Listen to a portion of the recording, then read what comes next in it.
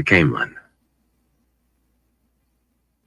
500 of the maidens behind Sulin accompanied Rand back to the royal palace, where Bael waited in the great court inside the front gates with Thunderwalkers and Black Eyes and Water Seekers, and men from every other society, their numbers filling the courtyard and crowding back into the palace through every door down to the smallest servant's way. Some watched from lower windows, waiting their turn to come out. The surrounding stone balconies were empty. In the entire courtyard, only one man waited who was not Aiel. Tyrans and Cairhienin, especially Cairhienin, stayed clear when Aiel gathered.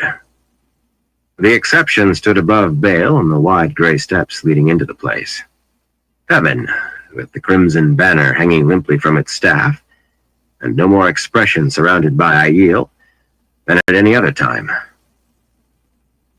Aviendha, behind Rand's saddle, clung tightly to him, breasts pressed against his back until the very moment he dismounted. There had been an exchange between her and some of the wise ones back at the docks that he did not think he had been supposed to hear. "Go with the light," Amis had said, touching Aviendha's face, "and guard him closely. You know how much depends on him." "Much depends on you both," Bear told Aviendha, almost at the same time that Mullane said irritably, "It would be easier if you had succeeded by now." Sorlia snorted. "Even maidens knew how to handle men in my day." "She has been more successful than you know," Amis told them.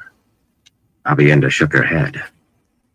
The Roses and Thorns ivory bracelet slid down her arm as she raised a hand to forestall the other woman, but Amis went on over her half-formed protests. "I have waited for her to tell us, but since she will not—" She saw him then, standing only 10 feet away, with Jodin's reins in his hand, and cut off sharply.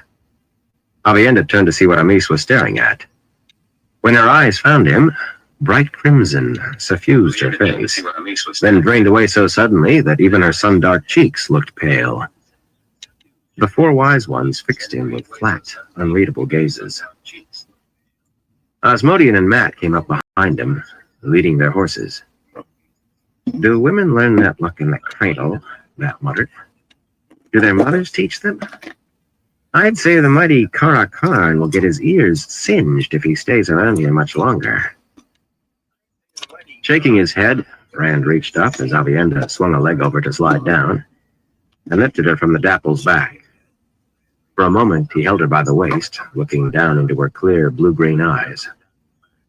She did not look away, and her expression never changed, but her hands tightened slowly on his forearms. What success was she supposed to have? He had thought she was sent to spy on him for the Wise Ones, but if she ever asked a question about things he held back from the Wise Ones, it was in open anger at him for keeping secrets from them. Never slyly, never trying to ferret something out. Bludgeon, maybe, but never ferret. He had considered the possibility that she was like one of Colaver's young women, but only for the brief moment it took to think of the notion. Aviendha would never let herself be used in that way. Besides, even if she had, giving him one taste of herself, then denying him so much as a kiss afterward, not to mention making him chase her halfway around the world, was no way to go about it. If she was more than casual about being naked in front of him, Aiel customs were different. If his distress had satisfied her, likely it was because she thought it was a great joke to play on him. So what was she supposed to be successful at? Plots all around him. Was everyone scheming? He could see his face in her eyes. Who had given her that silver necklace? "I like canoodling as much as the next man," Matt said, "but don't you think there are a few too many people watching?" Rand released Aviendha's waist and stepped back, but no more quickly than she. She bent her head, fussing with her skirt, muttering about how riding had disarrayed it, but not before he saw her cheeks redden.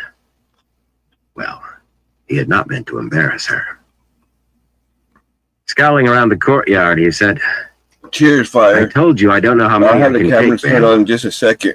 With the maidens spilling back through the gates onto the ramp, there was barely room to move in the courtyard. 500 from each society meant 6,000 Aiel. The hallways inside must be I was packed. finally able to get a new The webcam. towering Aiel chief shrugged. Like every other Aiel there, he had his shufa wrapped around his head, ready to veil. No crimson headband, though it seemed at least half the others wore the black and white disc on their foreheads. Every spear that can follow you will. Will the two Aes Sedai come soon? No. It was good that Aviendha kept her promise not to let him touch her again. Lanfear had tried to kill her and Egwene because she did not know which was Aviendha. How had Kadir found out to tell her? No matter. Lan was right. Women found pain or death when they came too close to him. They will not be coming. There are stories of trouble by the river. A great victory, Bale, Rand said wearily, and much honor earned.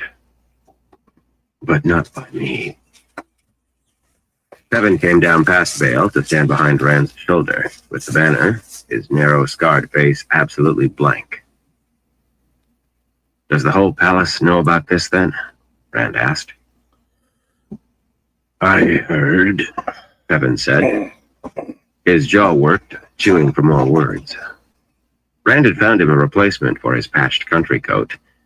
Good red wool, and the man had dragons embroidered on it, one climbing either side of his chest. That you were going somewhere. That seemed to exhaust his store. Rand nodded. Rumors grew in the palace like mushrooms in the shade. But as long as Robin did not find out. He scanned the tile roofs and tower tops. No ravens. He had not seen a raven in some time, though he heard of other men killing them. Perhaps they avoided him now. Stand ready. He seized Saidin, floated in emptiness, emotionless. The gateway appeared at the foot of the steps. First a bright line that seemed to turn, opening into a square hole with blackness 4 paces wide. Not a murmur came from the Aiel. Those beyond would be able to see him as through a smoked glass, a dusky shimmering in the air. But they could as well try walking through one of the palace walls. Webcam is. From the side, the gateway would be invisible, except to those few close enough to see what might seem a long, fine hair drawn tight. 4 paces was as large as Rand could make it.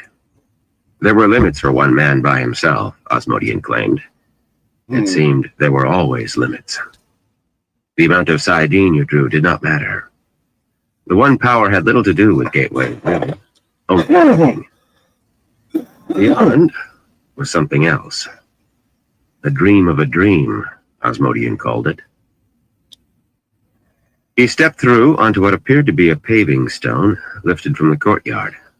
But here, the gray square hung in the midst of utter darkness, with a sense that in every direction there was nothing. I know, I'm not sure how to fix that. Forever. It was not like night. And that's, he could see himself with no light on, I don't think. Perfectly. But everything else, everywhere else, was blackness. It was time to see how large he could make a platform. With the thought, more stones appeared all at once, duplicating the courtyard to an inch. He imagined it larger still. Then quickly, gray stone stretched as far as he could see. I'm not sure why it's like that. With a start, he realized that his boots were beginning to sink into the stone under his feet. I don't want to do it like looked no this different, yet it yielded slowly like mud, oozing up around his boots. Hastily, he brought everything back to a square the size of what was outside. That much stayed solid. Then began increasing it by one outer row of stones at a time. I don't know. It did not take long to realize he could not make the platform much larger than his first attempt. The stone still looked all right. It did not sink beneath his feet. But the second added row felt insubstantial, like a thin shell that might crack at a wrong step. Was that because this was as large as the thing could be made? Or because he had not thought of it larger at first? We all make our limits. Maybe. The thought slid up surprisingly from somewhere. I don't think I helped very much, did it? Further out than we have any right. Rand felt himself shiver. In the void, it seemed like feeling someone else shiver. It was well to be reminded that Luz Theron was still inside him. He had to be careful not to fall into a battle for self while confronting Robin. If not for that, he might have... No. What had happened on the quay was done. He would not make a hash of it for breakfast. Reducing the platform by one outer ring of square stones, he turned. Bale was waiting out there in what seemed a huge square doorway into daylight with the steps beyond. At his side, Peven looked no more perturbed by what he saw than the Aiel chief, which was to say, not at all. Peven would carry that banner wherever Rand went, even the pit of doom, and never blink. Matt shoved back his hat to scratch his head, then jerked it low again, muttering something about dice in his head. Impressive, Osmodian said quietly. Quite impressive. It won't let me go any higher than that. Aviendha said. She was the first to step through, watching Rand, not where she put her feet. She walked all the way to him without once so much as glancing at anything except his face. When she reached him, though, it was to swing away abruptly, settling her shawl over her elbows, and study the darkness. Sometimes women were stranger than anything else the Creator could possibly have made. I barely got the... Bale and Peven came right behind her. The webcam in one hand clutching the strap of his harp case across his chest, the other white-knuckled on his sword hilt. And Matt, swaggering, but a trifle reluctant, and grumbling as if arguing with himself. In the old tongue. Sulin claimed the honor to be first else, but soon a wide stream followed.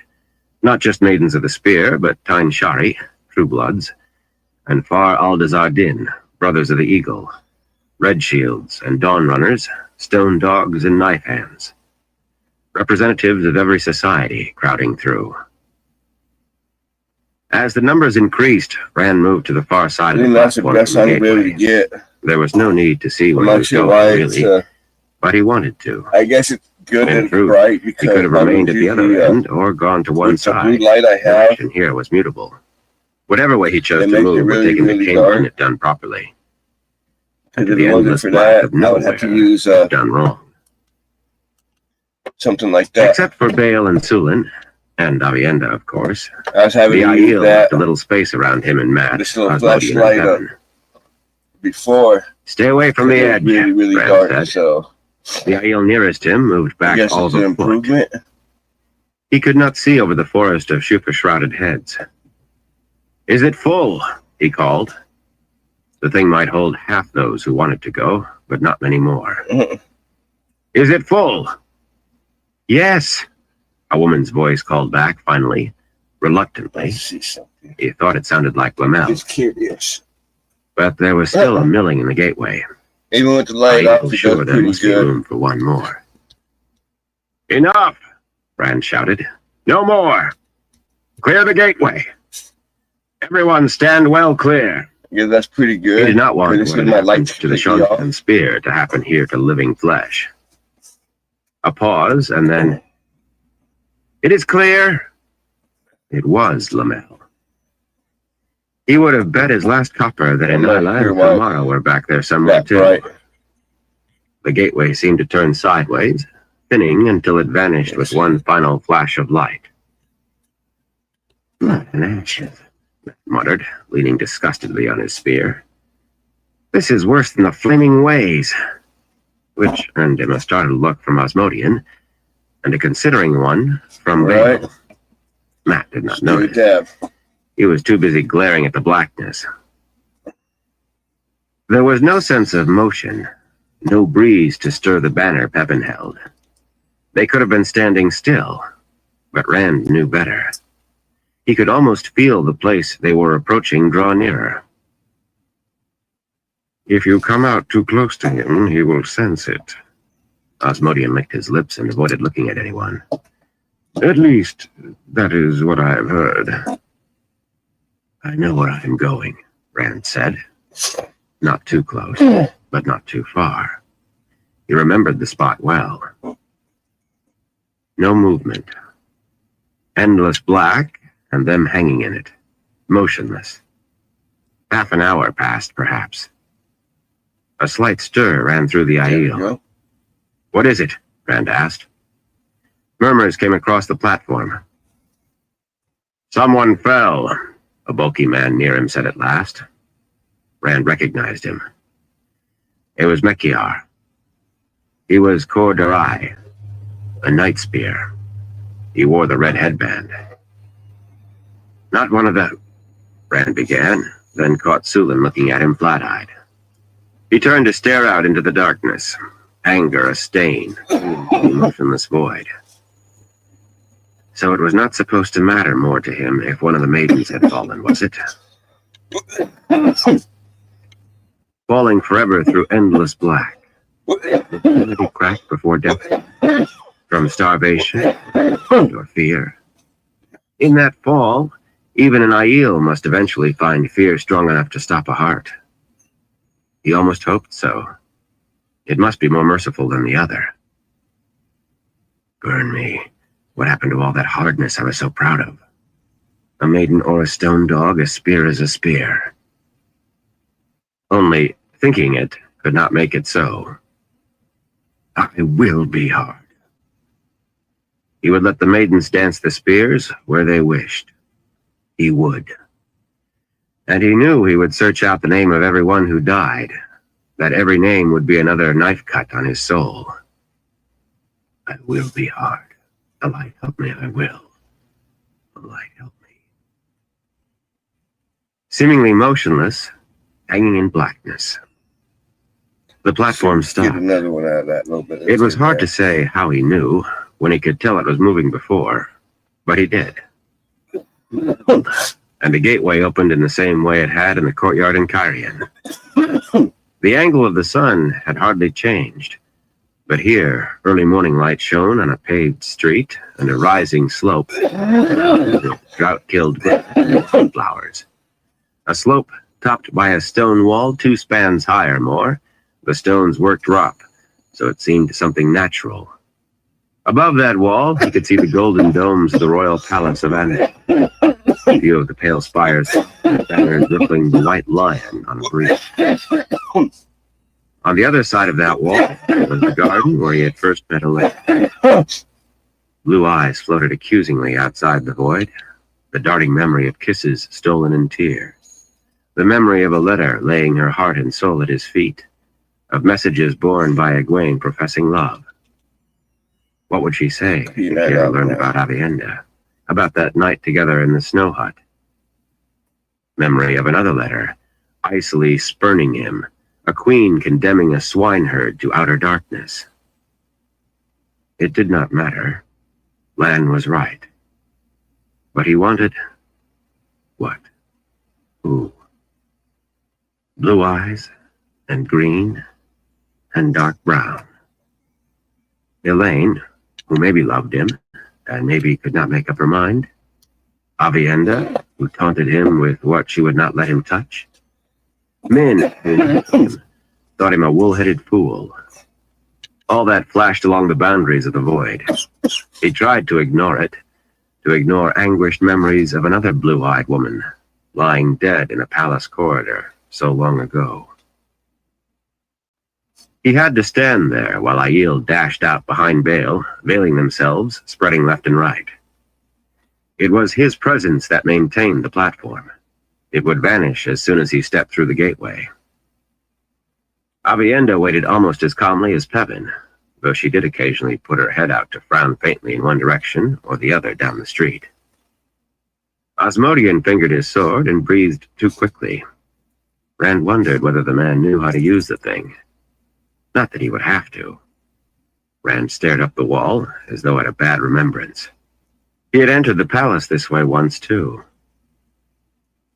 The last veiled Aiel went by, and Rand motioned the others out, then followed. The gateway winked out of existence, leaving him in the middle of a long circle of wary maidens. Aiel were running down the curving street. It followed the line of the hill. All the streets of the inner city flowed with the land, vanishing around winding corners as they hurried to find and secure anyone who might give alarm. More were climbing the slope, and some had even begun to scale the wall, using tiny knobs and ridges for finger and toe holds. Suddenly, Rand stared. To his left, the street bowed downward and rounded out of sight, the decline giving a view past tile-covered towers, sparkling in the morning sun with 100 changing colors, across the tile roofs, all the way to one of the inner city's many parks, its white walks and monuments forming a lion's head when seen from this angle. To his right, the street rose a little before curving away, more towers topped by spires or domes of various shapes glittering above the rooftops. Aiel filled the street, fanning out quickly into side streets that spiraled away from the palace. Aiel, and not a soul else. The sun was high enough for people to be out and about their business, even this close to the palace. Like a nightmare, the wall above toppled outward in half a dozen places, Aiel and stones smashing down on those still climbing. Before those bouncing, sliding chunks of masonry reached the streets, Trollocs appeared in the openings, dropping the tree-thick battering rams they had used, and drawing scythe-curved swords. More, with spiked axes and barbed spears, huge man-shapes in black mail with spikes at shoulders and elbows, huge man-faces distorted by snouts and muzzles, beaks and horns and feathers, plunging down the slope with eyeless Myrddraal like midnight serpents in their midst. All along the street, howling Trollocs and silent Myrddraal poured from doorways, leaped from windows. Lightning stabbed from the cloudless sky. Rand wove fire and air to meet fire and air, a slow-spreading shield racing lightning's fall. Too slow. One bolt crushed the shield directly above his head, shattering in a blinding glare. I think but others grounded themselves, too much on it, and his hair lifted as the air itself seemed to hammer him down. Almost he lost the weave, almost the void itself. But he wove what he could not see through eyes still filled with coruscating light, spread the shield against bolts from the heavens that he could at least feel hammering at it. Hammering to reach him, but that could change. Drawing saidin through the angreal in his pocket, he wove the shield until he was sure it must cover half of the inner city, then tied it off. It's been like as he pushed himself to his feet, sight began to return, watery and painful. With tax and all came to. He had to move fast. Almost 25. Robin knew he was here. He had to. Surprisingly little time had passed, seemingly. Robin had not cared how many of his own he took. Stunned Trollocs and Myrddraal on the slope were falling to spears in the hands of maidens, many of whom moved unsteadily themselves. Some maidens, those nearest Rand, were only now pulling themselves up from where they had been flung. Because how dark and Kevin stood spraddle-legged, holding himself upright with the Red Banner's staff, his scarred face still blank as slate. More Trollocs boiled through the gaps in the wall above, and the din of battle filled the streets in all directions. But it might as well have been in another country so far as Rand was concerned. There had been more than one bolt in that first volley, but not all had been aimed at him. Mat's smoking boots lay a dozen paces from where Mat himself sprawled on his back.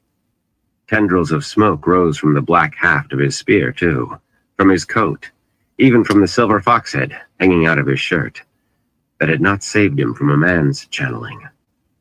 Osmodian was a twisted shape of char, recognizable only from the blackened harp case still strapped to his back. And Aviendha, unmarked, she could have laid down to rest, if she could have rested staring unblinking at the sun. Rand bent to touch her cheek, cooling already. I'll be right back. It felt not like flesh. Robin! It startled him a little, that sound coming from his throat. He seemed to be sitting somewhere deep in the back of his own head, the void around him vaster, emptier than it had ever been before. saidin raged through him. He did not care if it scoured him away. The taint seeped through everything, tarnished everything. He did not care. 3 Trollocs broke past the maidens, great spiked axes and oddly hooked spears in hairy hands, all 2 human eyes fixing on him, standing there apparently unarmed. The one with a boar's tusked snout went down with Anila's spear through its spine. Eagle's beak and bear's muzzle raced on toward him, one on booted feet, the other on paws. Rand felt himself smile. Fire burst from the two Trollocs, a flame at every pore, bursting through black mail. Even as their mouths opened to scream, a gateway opened right where they stood. Bloody halves of burning, cleanly sliced Trolloc fell, but Rand was staring through the opening. Not into blackness, but a great columned hall with lion-carved stone panels, where a large man with wings of white in his dark hair started up in surprise from a gilded throne. A dozen men, some dressed as lords, some in breastplates, turned to see what their master was looking at. Rand barely noticed them. "Robin," he said. Or someone did. He was not sure who. Sending fire and lightning ahead of him, he stepped through and let the gateway close behind him. He was death. Nynaeve was having no trouble maintaining the temper that allowed her to channel a flow of spirit to the amber sleeping woman in her pouch. Even the feel of unseen eyes could not touch her through her anger this morning. Swan stood in front of her on a Salidar street in Tel Iran Riyadh, a street empty save for them, a few flies, and one fox that paused to look at them curiously before trotting on. "You must concentrate," Nynaeve barked. "You had more control than this the first time. Concentrate." "I am concentrating, you fool girl." Swan's plain blue wool dress was suddenly silk. The seven-striped stole of the Amerlin seat hung around her neck, and a golden serpent bit its own tail on her finger. Frowning at Nynaeve, she did not seem aware of the change, though she'd already worn the same 5 times today. "If there's any difficulty, it lies in that foul-tasting brew you fed me. Fa! I can still taste it, like flatfish gall." Stole and ring vanished. The silk dress's high neck plunged low enough to show the twisted stone ring dangling between her breasts on a fine gold chain. "If you didn't insist on me teaching you when you needed something to help you sleep, you wouldn't need it." Now, there had been a little sheep's tongue root and a few other things that were not really necessary in the mix. The woman deserved to have her tongue curdled. "You can hardly teach me when you're teaching Shiriam and the others." The silk paled. The neck was high again, surrounded by a white lace ruff, and a cap of pearls fitted close on Swan's hair. "Or would you rather I came after them? You claim you need some sleep undisturbed." Nynaeve quivered, fists clenched at her sides. Shiriam and the others were not the worst things stoking her anger. She and Elaine took turns bringing them to Tel Iran Riyadh 2 at a time, sometimes all 6 in one night. And even if she was the teacher, they never let her forget she was accepted and they Aes Sedai. One sharp word when they made a foolish mistake. Elaine had only been sent to scrub pots once, but Nynaeve's hands were shriveled from hot soapy water. Back where her body lay sleeping they were anyway. But they were not the worst. Nor was the fact that she barely had a moment to spare for investigating what, if anything, could be done about stilling and gentling. Loghain was more cooperative than Swan and Rihanna in any case, or at least more eager. Thank the light he understood about keeping it secret, or thought he did. He probably believed she would heal him eventually.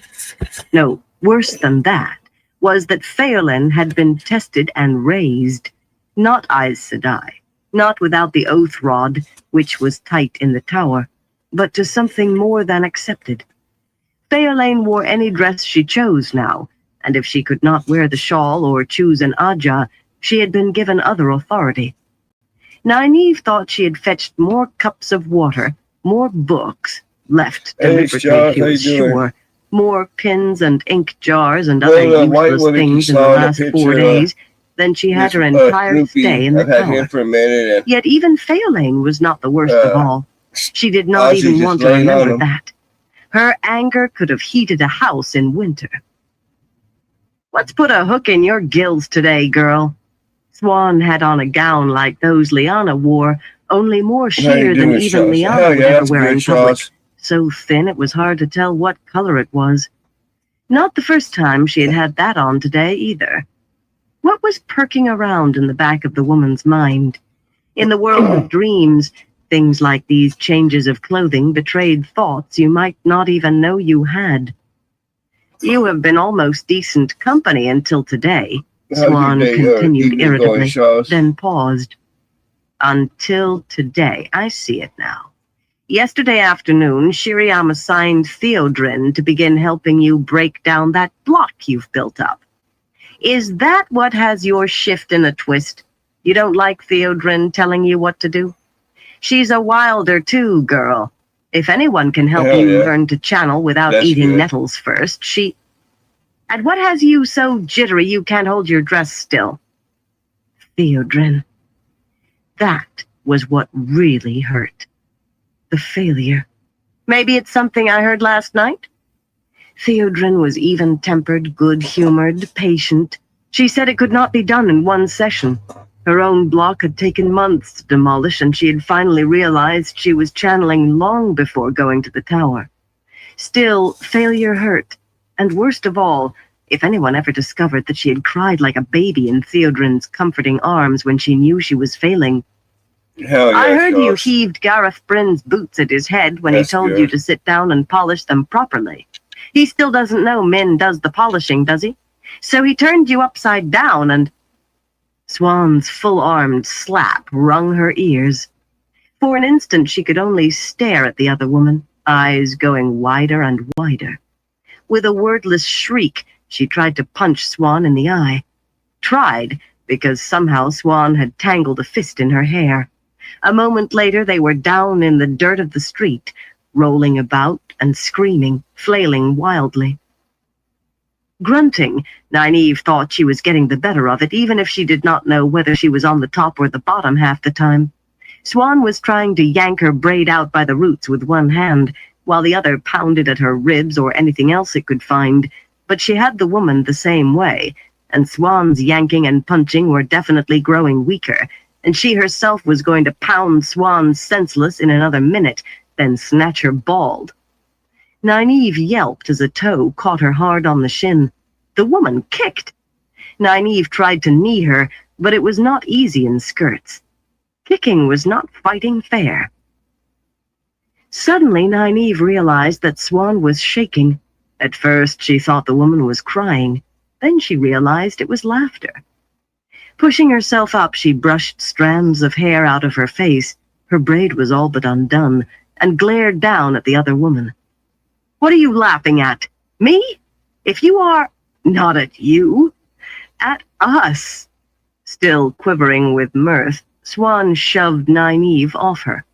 Swan's hair was in wild disarray, and dust covered the plain wool dress she wore now, worn-looking and neatly darned in several places. She was barefoot, too. Two grown women, rolling around like... I haven't done that since I was 12, I think. I started thinking that all we needed would be Fat Cian snatching me up by an ear to tell me girls don't fight. I heard she once knocked down a drunken printer. I don't know why. Something very like giggles took her for a moment. Then she quieted them and stood, brushing dust from her clothes. If we have a disagreement, we can settle it like adult women. And in a careful tone, still, it might be a good idea not to discuss Gareth Bryn. She gave a start as the worn dress became a gown, red with black and gold embroidery around hem and swooping neckline. Nynaeve sat there staring at her. What would she have done as wisdom if she found two women rolling around in the dirt that way? If anything, the answer kept her anger at a simmer. Swan still did not seem to realize that there was no need to brush away dust with your hands in Tel'aran'rhiod. Riod. Snatching away fingers that had been repairing her braid, Nynaeve got up quickly. Before she was on her feet again, her braid hung perfect over her shoulder, and her good Two Rivers woolens might have just been laundered. I agree, she said. She would have made any two women she caught like that sorry they had been born even before she had hauled them before the women's circle. What was she doing, lashing out with her fists like some fool man? First Sarandon. She did not want to think about that episode, but there it was. Then Littell, and now this. Was she going to get around her block by being angry all the time? Unfortunately, or perhaps fortunately, that thought did nothing for her temper. If we have disagreements, we can discuss them, which I suppose means we'll shout at one another, Yeah, cheers. Swan said dryly. Well, better that than the other. We would not have to shout if you... Drawing a deep breath, Nynaeve jerked her eyes away. This was no way to begin anew. That breath caught in her throat, and she turned her head back to Swan so quickly it seemed she had been shaking it. She hoped it did. Just for an instant there had been a face in a window across the street, and there was a flutter in her belly, a bubble of fear, a burn of anger at being afraid. I think we should go back now, she said quietly. Go back? You said that vile concoction would put me to sleep for a good 2 hours, and we haven't been here much more than half that. Time works differently here. Dean. The face had vanished quickly. It could have been someone dreaming of her for an instant. If it was they must not on any account let her know she had been seen. They had to get away. Bubble of fear, burn of anger. I told you, a day in Tel'aran'rhiod Rhiod can be an hour in the waking world, or the other way round. I've dipped better out of the bilge in a bucket, girl. You needn't think you can get away with shortchanging me. You'll teach me everything you teach the others as agreed. We can go when I wake up. There was no time, if it had been Moghedien. Swan's dress was green silk now, and the Amerlin stole and her great serpent ring were back, but for a wonder the neckline was almost as low as anything she had worn before. The ring ter'angreal hung above her breasts, somehow part of a necklace of square emeralds. Nynaeve moved without thinking. Her hand lashed out, snatching the necklace so hard it tore free from Swan's neck. Swan's eyes widened, but as soon as the clasp broke, she vanished, and necklace and ring melted from Nynaeve's hand. For an instant she stared at her empty fingers. What happened to someone sent out of Tel'aran'rhiod Rhiod like that? Had she sent Swan back to her sleeping body? Or to somewhere else? To nowhere? Panic seized her. She was just standing there. Quick as thought, she fled, the world of dreams seeming to change around her. She stood on a dirt street in a small village of wooden houses, none more than a single story. The white lion of Andor waved from a tall staff, and a single stone dock stuck out into a broad river where a flock of long-billed birds flapped south low over the water. It all looked vaguely familiar, but it took her a moment to know where she was. Jureen, in Cairhien, and that river was the Aranan. It had been here that she and Egwene and Elaine had boarded the Darter, as badly misnamed as the river serpent, to continue their journey to Tyr. That time seemed like something read in a book long ago. Why had she jumped to Jureen? That was simple, and answered as soon as she thought of it. Jureen was the one place she knew well enough to leap to in Tel'aran'rhiod Rhiod that she could be sure Moghedien did not know. They had been there for an hour before Moghedien knew she existed, and she was sure neither she nor Elaine had ever mentioned it again, in Tel'aran'rhiod Rhiod or awake. But that left another question, the same one in a way. Why Jureen? Why not step out of the dream, wake up in her own bed, such as it was, if washing dishes and scrubbing floors on top of everything had not left her so weary she slept right on? I can still step out. Moghedien had seen her in Salidar, if that had been Moghedien. Moghedien knew Salidar now. I can tell Shiriam. How? Admit she was teaching Swan? She was not supposed to have her hands on those ter'angreal except with Shiriam and the other Aes Sedai. How Swan got hold of them when she wanted, Nynaeve did not know. No, she was not afraid of more hours up to her elbows in hot water. She was afraid of Mogadeen. Anger burned in her belly fiercely. She wished she had some goose mint out of her scrip of herbs. I am so bloody tired of being afraid. There was a bench in front of one of the houses overlooking dock and river. She sat down and considered her situation from every angle. It was ridiculous. The true source was a pale thing. She channeled a flame dancing in air above her head. She might look solid, to herself anyway, but she could see the river through that scrap of fire. She tied it off, and it faded away like mist as soon as the knot was done.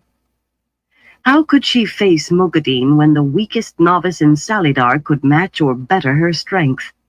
That was why she had fled here instead of leaving Tel Aran Riod. Afraid and angry at being afraid, too angry to think straight, to consider her own weakness. She would step out of the dream. Whatever Swan's scheme had been, it was done. To take her chances right now. The thought of more hours scrubbing floors tightened her hand on her braid. More likely, and maybe Shiriam's switch besides. They might never let her near one of the dream ter'angreal again, or anything. They would set Fairlane over her instead of Theodrin, a finished studying Swan and Liana, much less Loghain. Maybe a finish to studying healing. In a fury, she channeled another flame. If it was a whit stronger, she could not see it. So much for trying to crank her anger and hope it would help. There's nothing for it but to just tell them I saw Mogadeen, she muttered, yanking her braid hard enough to hurt. Light. They will give me to Fairlane. I'd almost rather die. But you seem to enjoy running little errands for her. That mocking voice pulled Nynaeve up off the bench like hands on her shoulders. Mogadeen stood in the street all in black, shaking her head at what she saw. With all her strength, Nynaeve wove a shield of spirit and hurled it between the other woman and Saidar. Tried to hurl it between. It was like chopping at a tree with a paper hatchet. Mogadeen actually smiled before she bothered to slice Nynaeve's weave, and that as casually as brushing a bite-me away from her face. Nynaeve stared at her as though poleaxed. After everything, it came down to this. The one power, useless. All the anger bubbling inside her, useless. All her plans, her hopes, useless. Mogadeen did not bother to strike back. She did not even bother to channel a shield of her own. That was how much contempt she had. I was afraid you had seen me. I grew careless when you and Swan started trying to kill each other with your hands. Mogadeen gave a belittling laugh. She was weaving something, lazily, because there was no reason to hurry. Nynaeve did not know what it was, yet she wanted to scream. Fury seethed inside her, but fear dulled her wits, rooted her feet to the ground. Sometimes I think you are all too ignorant even to train, you and the former Amerlin's seat and all the rest. But I cannot allow you to betray me. That weave was reaching out for her. It is time to collect you at last, it seems. Hold, Mogadeen! Birgitte shouted. Nynaeve's mouth dropped open. It was Birgitte, as she had been, in her short white coat and wide yellow trousers, intricate golden braid pulled over her shoulder, silver arrow drawn on silver bow. It was impossible. Birgitte was no longer part of Tel Aran Riod. She was back in Salidar, making sure no one discovered Nynaeve and Swan asleep with the sun up and began asking questions. Mogadeen was so shocked, the flows she had woven vanished. Shock lasted less than a moment, though. The gleaming arrow flew from Birgitte's bow and evaporated. The bow evaporated. Something seemed to seize the archer, jerking her arms straight up, pulling her clear of the ground. Almost immediately she was snubbed short, pulled tight between wrists and ankles a foot above the ground. What kind of what? I should have considered the I'm just possibility listening of to you. a book and Mogadeen smoking. turned her back on Nynaeve to move closer to Birgitte. Do you enjoy your flesh? without Gadel came? Nynaeve thought of channeling, but what? A dagger that might not even penetrate the woman's skin? Fire that would not singe her skirts? Mokadeen knew how useless she was. She was not even looking at her. If she stopped the flow of But spirit to the sleeping woman in amber, It's she would wake in Salidar. the fire She to could give heaven. warning. Her face The Wheel of twisted Time near to series tears as she looked at by Brigitte. Robert The Jordan. golden-haired woman hung Or there, the ending staring of it, should I defiantly at say. Mokadeen. Mokadeen 'Cause I didn't have that contemplated much her in longer return to it. as a woodcarver would a I'll have block to of start a wood. new book soon. There's only me, Nynaeve thought. I might as well not be able to channel at all. There's Yeah, only but the me. fires of heaven. Lifting that first foot was like pulling it out of knee-deep mud, the second staggering step no easier, toward Mokadeen. Don't hurt me, Nynaeve cried. Please, don't hurt me. A chill ran through her. Brigitte was gone. A child of perhaps 3 or 4, in short white coat and wide yellow trousers, stood there playing with a toy-sized silver bow. Flipping her golden braid back, the child aimed the bow at Nynaeve and giggled, then stuck a finger in her mouth, Yeah, but pretty as much though just unsure whether she had listen done to a something book. wrong. Smoke a little bit before I go to Nynaeve bed. sagged to her knees. It was get hard work crawling in a nice and skirt, relaxed. but she did not think she could have remained standing. Somehow she It managed, helps me sleep. reaching out a pleading hand and whimpering, Please, don't hurt me. Please, don't hurt me. Over and over as she dragged toward the Forsaken, a broken beetle scrabbling in the dirt. Mokadeen watched silently until at last she said, Once I thought you were stronger than this. Now I find I truly like the sight of you on your knees. That is close Hey, enough, look girl. at the sesh. Not that I think you have Let's courage finish enough to this try up. tearing my hair out. I would do a dab, She seemed but I'm out amused of by the dabs, notion. so all I have is my Nynaeve's hand wavered a span from Mokadeen. It My had to be dab close pen. enough. There was only her, and Telairan Riod. The image formed in her head, and there it was, silver bracelet on her outstretched wrist, silver leash linking it to the silver collar around Mokadeen's neck. It was not just the Idam she fixed in her head, but Mokadeen wearing it, Mokadeen and the Idam, a part of Telairan Riod that she held in the form she wanted. She knew something of what to expect.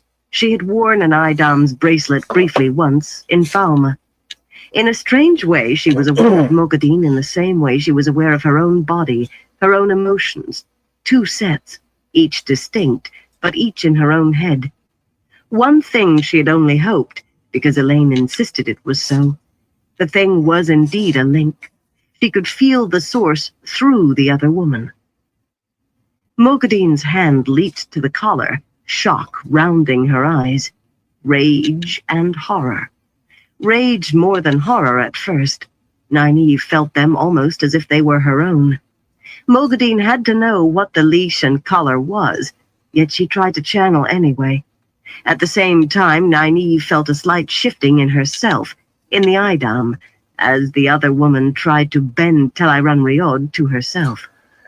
Suppressing Mokadeen's attempt was simple. The Idam was a link, with her in control. Knowing that made it easy. Nynaeve did not want to channel those flows, so they were not channeled. Mokadeen might as well have tried to pick up a mountain with her bare hands. Horror overwhelmed rage.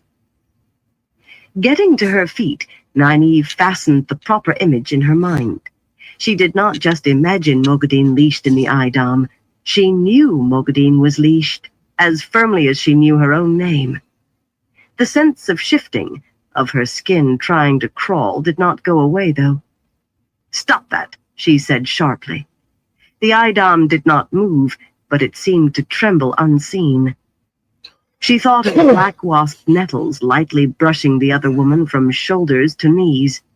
Mokadeen shuddered, exhaled convulsively. Stop it, I said, or I'll do worse. The shifting ceased. Mokadeen watched her warily, still clutching the silver collar around her neck, and with an air of being poised on her toes for flight. Brigitte, the child who Poison, how you was, doing? or had been Brigitte, Yeah, I got a stood new eyeing them webcam now, curiously. finally. Nynaeve formed the image of her as a grown woman, concentrated. The little girl put her finger back in her mouth and began studying the toy bow. Nynaeve breathed angrily. It was hard changing what someone else was already maintaining, and on top of that, Mogadine had claimed she could make changes permanent, but what she could do, she could undo. Restore her. If you release me, Nynaeve thought of nettles again, and not a light brush this time. Mogadine sucked air through clenched teeth, shook like a bedsheet in a high wind. That, Brigitta said, was the most frightening thing that has ever happened to me. Herself once more, she wore the short coat and wide trousers, but she had no bow or quiver. I was a child, but at the same time, what was me, really me, was just some fancy floating in the back of that child's mind, and I knew it. I knew I was just going to watch what happened and play. Flipping her golden braid back over her shoulder, she gave Mogadine a hard look. How did you get here? Nynaeve asked. I am grateful, you understand, but how? Brigitta gave Mogadine a final stony stare, then opened her coat to fish in the neck of her blouse, pulling up the twisted stone ring on a leather thong. Swan woke up, just for a moment and not all the way, long enough to grumble about you snatching this from her. When you didn't wake right behind her, I knew something must be wrong, so I took the ring and the last of what you mixed for Swan. There was hardly any left, only the dregs. Enough to put me to sleep. It tastes horrible, by the way. After that, it was as easy as finding feather dancers in Shiota. In some ways, this is almost as if I were still... Brigitta cut off with another glare for Mogadine. The silver bow reappeared in her hand, and the quiver of silver arrows at her hip, yet after one moment they vanished again. Past is past, and the future is ahead, she said firmly. I was not truly surprised to realize there were two of you who knew they were in Tel Ayran Riyadh.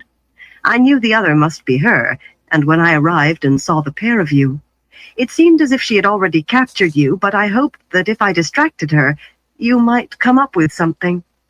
Nynaeve felt a stab of shame. She had considered abandoning Brigitta. That was what she had almost come up with. The thought had only been there for a moment, rejected as soon as it came, but it had come. What a coward she was. Surely Brigitta never had even moments when fear almost took control of her.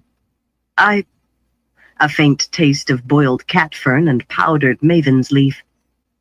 I almost ran away, she said faintly. I was so frightened my tongue stuck to the roof of my mouth. I almost ran away and left you. Oh?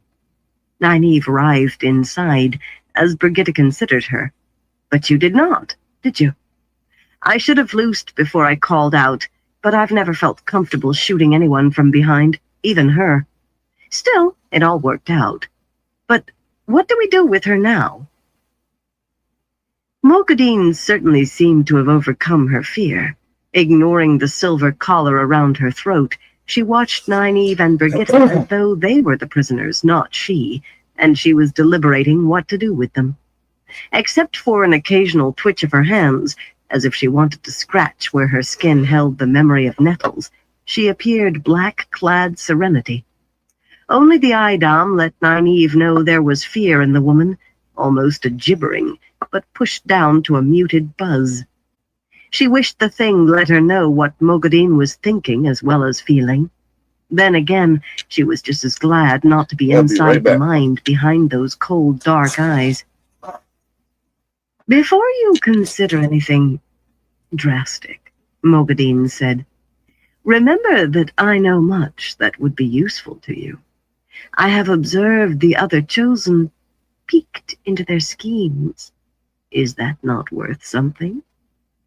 Tell me, and I will consider whether it's worth anything, Nynaeve said. What could she do with the woman? Lanfear, Grendal, Ravine, and Samael are plotting together. Nynaeve gave the leash a short tug, staggering her. I know that. Tell me something new. The woman was captive here, but the Idam only existed so long as they were in Tel Ayran Riyadh. Do you know they are drawing Rand al'Thor to attack Samael? But when he does, he will find the others as well, waiting to trap him between them. At least he will find Grendal and Ravine. I think Lanfear plays another game, one the others know nothing about. Nynaeve exchanged worried glances with Brigitte. Rand must learn of this. He would, as soon as she and Elaine could speak to Egwene tonight, if they could manage to put their hands on the ter'angreal long enough. That is, Mogadeen murmured, if he lives long enough to find them. Nynaeve took hold of the silvery leash where it joined the collar and pulled the Forsaken's face close to hers. Dark eyes met her gaze flatly, but she could feel anger through the eidam and fear wriggling up and being stamped down. You listen to me. Do you think I don't know why you are pretending to be so cooperative? You think if you keep talking long enough, I will make some slip and you can escape. You think the longer we talk, the harder I'll find it to kill you. That much was true enough. To kill somebody in cold blood, Forsaken, would be hard. Maybe harder than she could manage. What was she going to do with the woman? But you understand this. I won't allow hinting at things. If you try keeping anything back from me, I will do to you everything you ever thought of doing to me. Dread, creeping through the leash, like bone-chilling shrieks deep in Mogadeen's mind. Maybe she did not know as much about eidam as Nynaeve thought. Maybe she believed Nynaeve could read her thoughts if she tried. We're listening to Now, if you know of some threat to the Rand, Fires of Heaven something still. ahead of Samael and the It's others, you almost tell done. me. Now! Words spilled from I think Mogadeen's tomorrow mouth, might be a new and her book. tongue Just flickered haven't out to decided, wet her lips Which continually. one? al'Thor means to go after Ravine, today, this morning, because he thinks Ravine killed Morghese. I don't know whether he did or not, but al'Thor believes it. But Ravine never trusted Lanfear. He never trusted any of them. Why should he? He thought it all might be some trap set for him, so he has laid a trap of his own. He has set wards through Caemlyn, so if a man channels a spark, he will know. al'Thor will walk right into it. He certainly already has.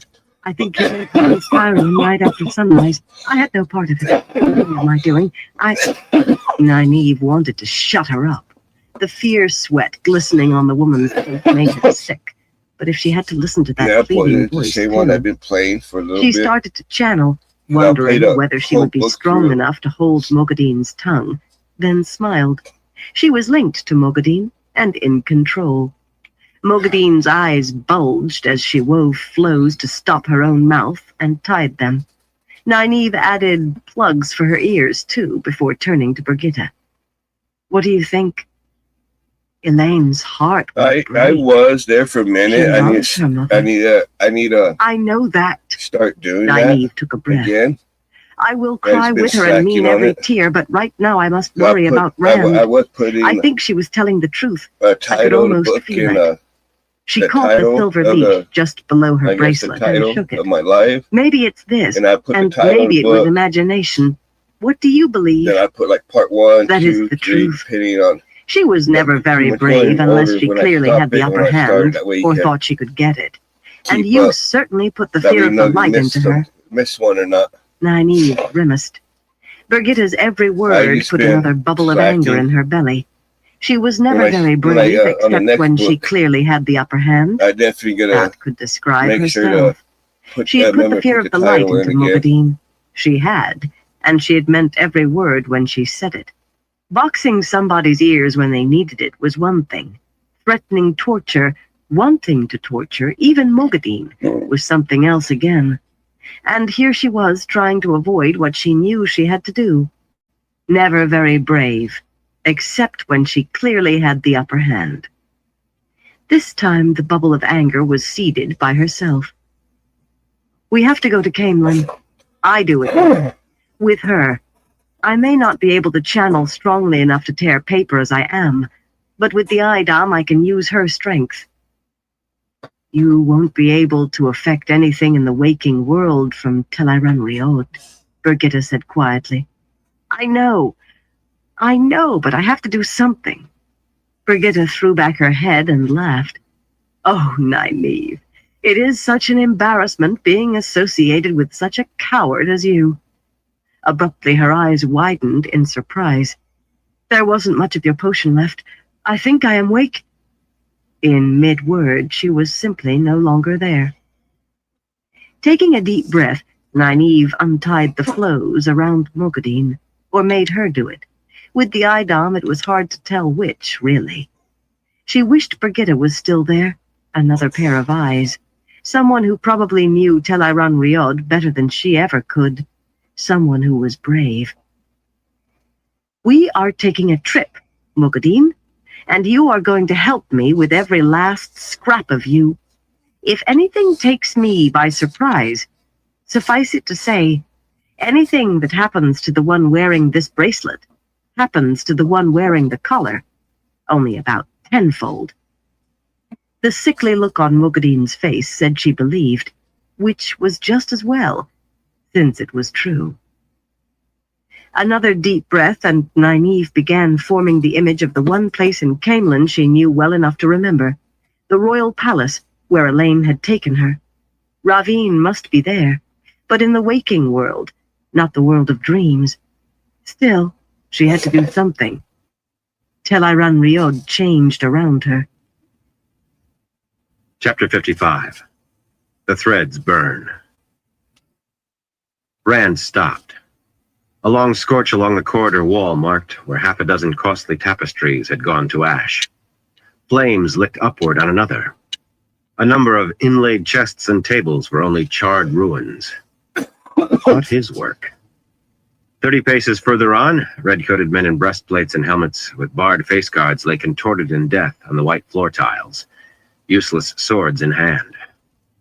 Not his work either. Ravin had been wasteful of his own in attempting to reach Rand. He had been clever in his attacks, clever in his escapes. But from the moment he fled the throne room, he had not faced Rand for more than the instant it took to strike and flee. Ravin was strong, perhaps as strong as Rand, and more knowledgeable. But Rand had the fat little man Ungrial in his pocket, and Ravin had none. The corridor was doubly familiar, once for having seen it before, once for having seen something similar. I walked this way with Elaine and Gawain the day I met Morgane. A thought slithered painfully along the boundaries of the void. He was cold in there, without emotion. saidin raged and burned, but he was icy calm. And another thought, like a stab. She lay on a floor like this, her golden hair spread as though sleeping. Ilyena's sun hair. My Ilyena. Elida had been there that day too.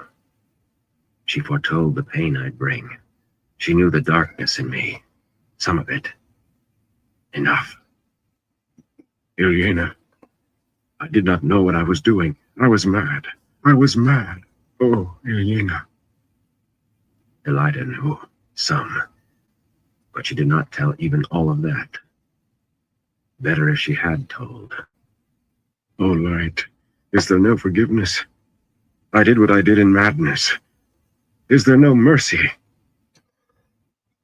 Elena would have killed me had he known. Morghese would have ordered my death. Morghese would be alive, perhaps. Elaine's mother alive. Aviendha alive. Max, Moraine. Alive, if I had died. I have earned my torment. I deserve the final death. Oh, Ilyena, I deserve death. I deserve death. Bootsteps behind him. He turned. They came out of a broad crossing corridor, not 20 paces from him. 24 men in breastplates and helmets, and the white-collared redcoats of the Queen's guards. Except that Andor had no queen now, and these men had not served her while she lived. A Myrddraal led them, pale eyeless face like something found under a rock, overlapping plates of black armor heightening the illusion of a serpent as it moved, black cloak hanging motionless however it moved. The look of the eyeless was fear, but fear was a distant thing in the void. They hesitated when they saw him. Then the half-man raised its black-bladed sword. Men who had not already drawn put hands to hilts. Rand, he thought that was his name, channeled in a way he could not remember doing before. Men in Myrddraal stiffened where they stood. White frost grew thick on them, frost that smoked as Mat's boots had smoked. The Myrddraal's upraised arm broke off with a loud crack. When it hit the arm and sword, Rand could feel the cold. That was his name, Rand. Cold like a knife as he walked past and turned the way they had come. Cold, yet warmer than saidin.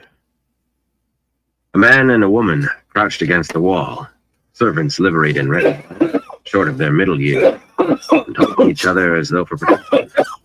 Seeing Rand, there was more to the name, not just Rand. The man started to rise from where he had huddled away from the Myrddraal-led band, but the woman hauled him back by his sleeve. "Go in peace," Rand said, putting out a hand. al'Thor. Yes, Rand al'Thor. "I'll not hurt you, but you could be hurt if you stay." The woman's brown eyes rolled up in her head. She would have collapsed in a heap if the man had not caught her, and his narrow mouth was working rapidly, as if he was praying but could not get the words out. Rand looked where the man was looking. His hand had stretched out of his coat sleeve far enough to bear the dragon's golden-maned head that was part of his skin. "I will not hurt you," he said, and walked on, leaving them there. He had Robin to corner yet. Robin to kill. And then... no sound but the click of his boots on the tiles, and deep in his head a faint voice murmuring mournfully of Ilyena and forgiveness. He strained to feel Robin channeling, to feel the man filled with the true source. Nothing. saidin seared his bones, froze his flesh, scoured his soul, but from without it was not easy to see until you were close. A lion in high grass, Asmodean had said once. A rabid lion. Should Asmodean count among those who should not have died? Or Lanfear? No, not. He had only a moment's warning to throw himself flat. A hair-thin slice of time between suddenly woven, and an arm-thick bar of white light, liquid fire, slicing through the wall, ripping across like a sword, through where his chest had been. Where that bar slashed, on both sides of the hallways, wall and friezes, doors and tapestries ceased to exist. Severed wall hangings and chunks of stone and plaster, broken free, rained to the floor. So much for the Forsaken fearing to use balefire. Who had told him that? Moiraine. She surely had deserved to live. Balefire leaped from his hands, a brilliant white shaft streaking toward where that other bar had originated. The other failed, even as his punched through the wall, leaving a purple afterimage fanning across his vision. He released his own flow. Had he done it finally? Scrambling to his feet, he channeled air, slamming ruined doors so hard that remnants ripped from the hinges. Inside, the room was empty. A sitting room, with chairs arrayed before a great marble fireplace. His balefire had taken a bite out of one of the arches leading to a small courtyard with a fountain, and another from one of the fluted columns along the walk beyond. Robin had not gone that way, though, and he had not died in that blast of balefire. A residue hung in the air, a fading remnant of woven saidin. Rand recognized it. Different from the gateway he had made to skim to Caemlyn, or the one to travel, he knew now that was what he had done, into the throne room.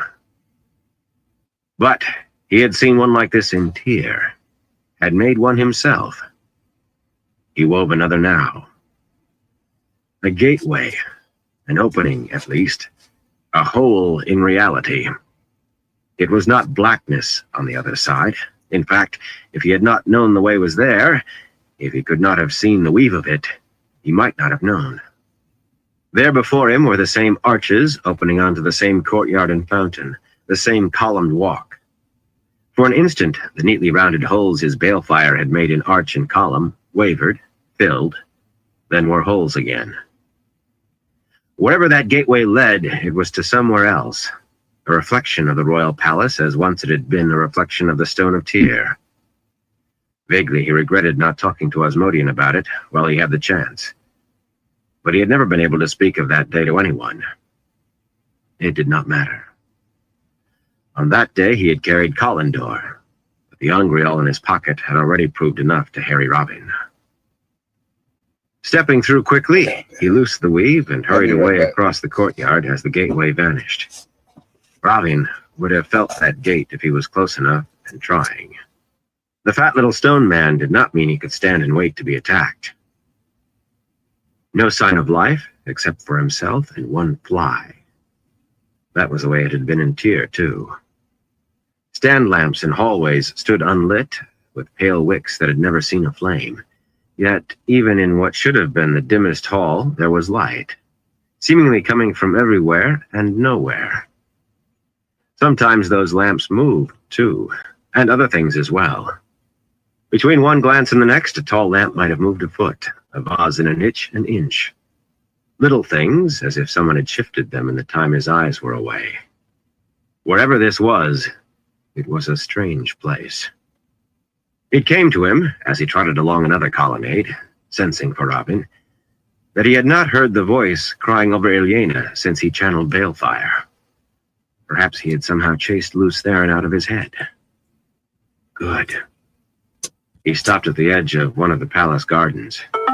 The roses and white star bushes looked as drought-bedraggled as they would have in the real palace.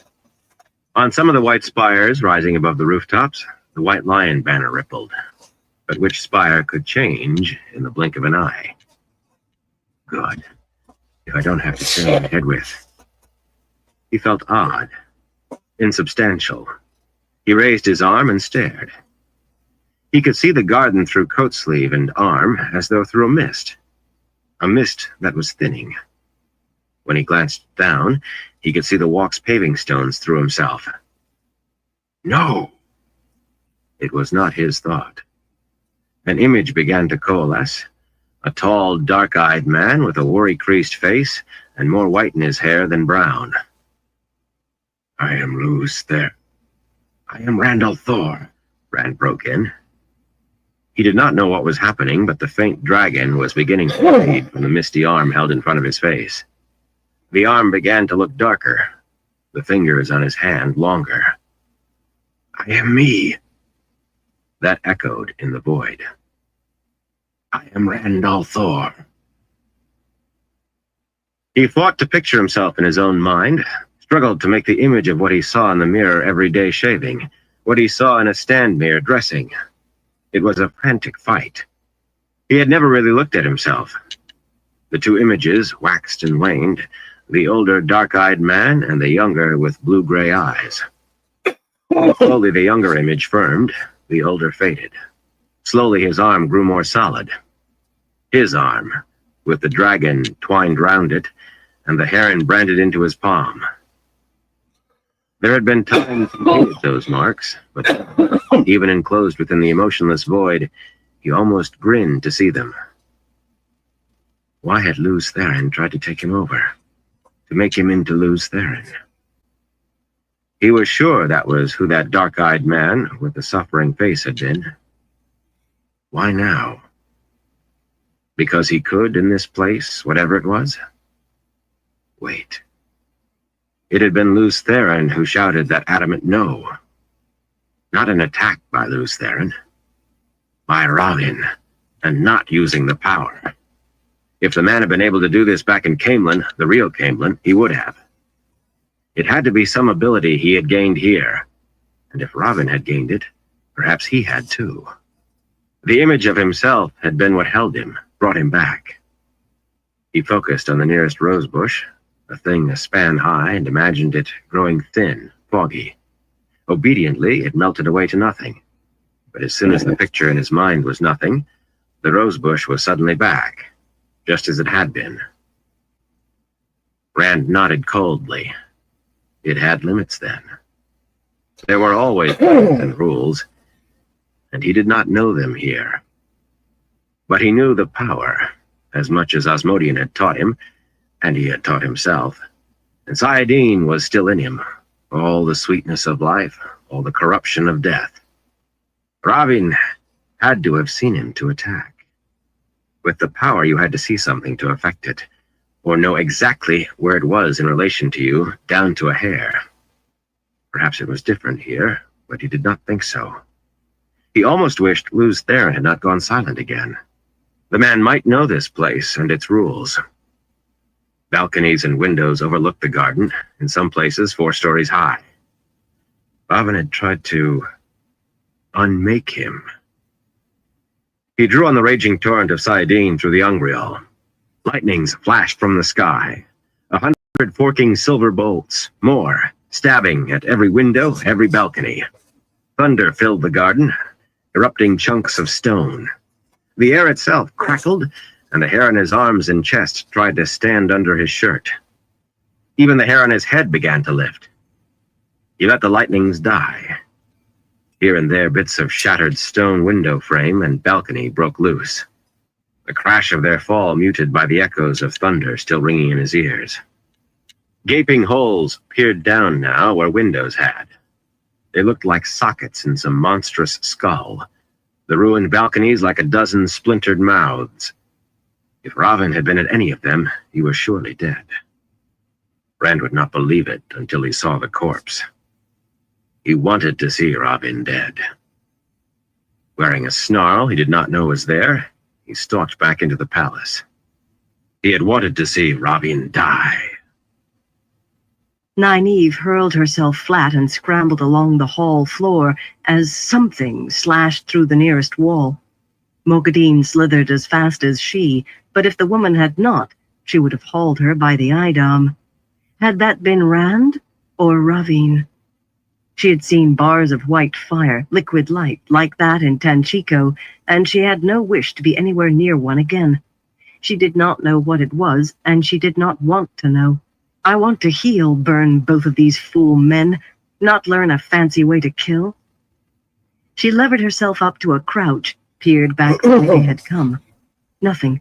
An empty palace hallway, with a 10-foot-long gash through both walls, as neat as any stone worker could have done, and bits of tapestry lying on the floor. No sign of either man. She had not had a glimpse of either so far, only their handiwork. Sometimes that handiwork had almost been her. A good thing that she could draw on Mogadine's anger, filter it out of the terror clawing to escape, and let it seep into her. Her own was a pitiful thing that would scarcely have allowed her to sense the true source, much less channel the flow of spirit that kept her in Tel'aran Rhod. Mogadine was hunched over on her knees, dry retching. Nynaeve's mouth tightened. The woman had tried to remove the eidam again. Her cooperation had faded quickly when they discovered Rand and Ravin actually here in Tel'aran Rhod. Well, trying to unfasten that collar when it was around your neck was its own punishment. At least Mogadine did not have anything left in her stomach this time. Please, Mogadine caught at Nynaeve's skirt. I tell you we must get away. Stark panic made her voice painful. Mogadine's clawing terror mirrored itself on her face. They are here in the flesh. The flesh. Be quiet, Nynaeve said absently. Unless you've lied to me, that is an advantage. For me. The other woman claimed that being in the world of dreams physically limited your control of the dream. Or rather, she admitted it, after letting a bit of the knowledge slip. She had admitted, too, that Ravin did not know Tel'aran Rhod as well as she. Nynaeve hoped that meant he did not know it as well as she did. That he knew more than Rand, she did not doubt. That wool-headed man. Whatever his reason for coming after Ravin, he should never have let the man lead him here, where he did not know the rules, where thoughts could kill. Why will you not understand what I tell you? Even if they had only dreamed themselves here, either would be stronger than we. Here in the flesh they could crush us without blinking. In the flesh they can draw Saidin more deeply than we can draw Saidar dreaming. We are linked. Still not paying attention, Nynaeve gave her braid a sharp pull. No way to tell which direction they had gone, and no warning of anything until she saw them. Somehow it still seemed unfair that they could channel without her being able to see or feel the flows. A stand lamp that had been sliced in two was suddenly whole again, then not, just as quickly. That white fire must be incredibly powerful. Tel'aran'rhiod Riod usually healed itself rapidly, whatever you did to it. "You brainless fool!" Mogadin sobbed, shaking Nynaeve's skirt with both hands as if wanting to shake Nynaeve. "It does not matter how brave you are. We are linked, but you contribute nothing the way you are, not a shred. It is my strength and your madness. They are here in the flesh, not dreaming. They are using things you have never dreamed of. They will destroy us if we stay." "Keep your voice down," Nynaeve snapped. "Do you want to bring one of them down on us?" She looked both ways hurriedly, but the hallway was still empty. Had that been footsteps? Boots? Rand? Or Ravin? One had to be approached as carefully as the other. A man in a fight for his life could strike out before he saw they were friends. Well, that she was, anyway. "We must go," Mogadin insisted, but she did lower her voice. She got to her feet, sullen defiance twisting her mouth. Fear and anger writhed inside her, first one stronger than the other. "Why should I help you any further? This is madness. Would you rather feel the nettles again?" Mogadin flinched, yet her dark eyes remained stubborn. "You think I will let them kill me rather than be hurt by you? You are mad. I will not stir from this spot until you are ready to take us away from here." Nynaeve jerked her braid again. If Mogadin refused to walk, she would have to drag her. Not a very quick way to search, with what seemed miles of palace corridors yet to go. She should have been harsher when the woman first tried balking. In Nynaeve's place, Mogadin would have killed without hesitation, or, if she thought the other useful, woven the trick of taking someone's will, making them worship her. Nynaeve had tasted that once in Tanchico, and even had she known how it was done, she did not think she could do it to somebody else. She despised this woman, hated her with all her being, but even if she had not needed her, she could not have killed her just standing there. The trouble was, she was afraid that Mogadin knew that too now. Still, a wisdom headed the women's circle, even if the circle did not always agree, and the women's circle dealt out punishments to women who broke the law or offended custom too deeply, and to men, too, for some transgressions. She might not have Mogadin's stomach for killing, for crushing people's minds, but... Mogadin opened her mouth, and Nynaeve filled it with a gag of air. Or rather, she made Mogadin do it. With the Idam linking them, it was like channeling herself, but Mogadin knew it was her own abilities being used like a tool in Nynaeve's hand. Dark eyes glittered indignantly, as Mogadin's own flows snared her arms to her sides and pulled her skirts tight around her ankles. For the rest, Nynaeve used the Idam, just as with the nettles, creating the sensations she wanted the other woman to feel. Not the reality, the feel of reality. Mogadin stiffened in her bonds as a leather strap seemed to strike her bottom. That was what it would feel like to her. Outrage and humiliation rolled through the leash, and contempt. Compared to her elaborate ways of hurting people, this seemed suitable for a child. "When you are ready to cooperate again," Nynaeve said, "just nod." This could not take long. She could not just stand there while Rand and Ravin tried to kill one another. If the wrong one died because she avoided danger by letting Mogadin keep her there. Nynaeve remembered a day when she was 16, just after she had been judged old enough to put her hair in a braid. She had stolen a plum pudding from Corrin Ayelin on a dare from Neela Fane and walked out the kitchen door right into Mistress Ayelin. Adding the aftermath, sending it along the leash in a lump, made Mogadin's eyes pop. Grimly, Nynaeve did it again. She won't stop me short. Again. I will help Rand whatever she thinks. Again. Even if it kills us. Again. Oh, Light, she could be right. Rand could kill us both before he knows it's me. Again. Light, I hate being afraid. Again. I hate her. Again. I hate her. Again. Abruptly, she realized Mogadine was jerking frantically in her bonds, nodding her head so violently it seemed about to come off. For a moment, Nynaeve gaped at the other woman's tear-streaked face, then stopped what she was doing and hurriedly unraveled the flows of air. Light, what had she done? She was not Mogadine. I take it you won't give me any more trouble. They will kill us, the other woman mumbled faintly and nearly unintelligibly through her sobs, but at the same time she nodded a hurried acquiescence. Deliberately, Nynaeve hardened herself. Mogadine deserved everything she had gotten and much, much more. In the tower, one of the Forsaken would have been stilled and executed as soon as the trial could be concluded, and little evidence needed beside who she was. Good. Now Thunder shook the entire palace, or something very much like thunder, except that the walls rattled and dust rose off the floor. Nynaeve half fell into Mogadine, and they danced, trying to keep their feet. Before the upheaval had faded completely, it was replaced by a roar like some monstrous fire racing up a chimney the size of a mountain. That lasted only a moment. The silence after seemed deeper than before. No, there were boots. A man running. The sound echoed down the hallway. From the north. Nynaeve pushed the other woman away. Come on. Mogadine whimpered, but did not resist being pulled down the hall. Her eyes were huge, though, and her breath came too fast. Nynaeve thought it was a good thing she had Mogadine along, and not just for access to the one power. After all her years hiding in shadows, the spider was such a coward she almost made Nynaeve feel brave by comparison. Almost.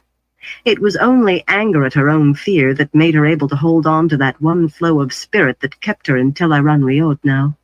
Mogadine was stark terror to her bones. Pulling Mogadine behind her by the gleaming leash, Nynaeve quickened her step, chasing the fading sound of those other steps. Rand stepped into the round courtyard warily. Half of the white-paved circle cut into the structure, rising 3 stories behind him. The other half was bounded by a stone semicircle atop pale columns 5 paces high, sticking out into yet another garden, shaded gravel walks beneath low-spreading trees. Marble benches surrounded a pool with lily pads, and fish, gold and white and red. Suddenly the benches shifted, flowed, changed into faceless man-shapes, still as white and hard-looking as the stone. He had already learned the difficulty of changing something that Ravin had altered. Lightning danced from his fingertips, shattering stone men to shards. The air became water. Choking, Rand struggled to swim toward the columns. He could see the garden beyond. There must be some kind of barrier to stop all the water pouring out. Before he could channel, gold and red and white shapes were darting around him, larger than the fish in the pool had been, and with teeth. They ripped at him. Blood curled up in red mist. Instinctively, he flailed at the fish with his hands, but the cold part of him, deep in the void, channeled. Balefire flared, at the barrier if there was one, at any place Ravin might be to see this courtyard. The water roiled, throwing him around violently as it rushed in to fill the empty tunnels carved by balefire. Flickers of gold and white and red darted at him, adding new threads of crimson to the water. Tossed about, he could not see to aim his wild bolts. They flashed in every direction. No breath left. He tried to think of air, or the water being air. Suddenly it was. He dropped hard to the paving stones, among small fish flopping about, rolled over and pushed himself up. It was all air again. Even his clothes were dry. The stone ring flickered between standing untouched and lying in ruins with half the columns down. Some of the trees lay tangled atop their own stumps, then stood whole, then were fallen again. The palace behind him had holes punched in white walls, even one through a high gilded dome above, and gashes slashed across windows, some with piercework stone screens.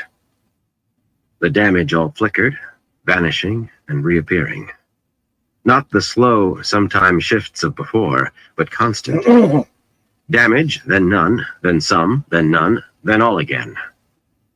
Wincing, he pressed his hand to his side, to the old, half-healed wound. It stung as if his exertions had nearly torn it open. He stung all over from a dozen or more bleeding bites. That had not changed. The bloody rips in his coat and breeches were still there. Had he managed to change the water back to air? Or had one of his frenzied bolts of balefire driven Ravin off, or even killed him? It did not matter, unless it was the last. Wiping blood out of his eyes, he studied the windows and balconies around the garden, the colonnade high on the far side. Or rather, he started to, but something else caught his eye. Below the colonnade, he could just make out the fading remnants of a weave. From there, he could tell it was a gateway. But to see what kind and where it led, he had to be closer.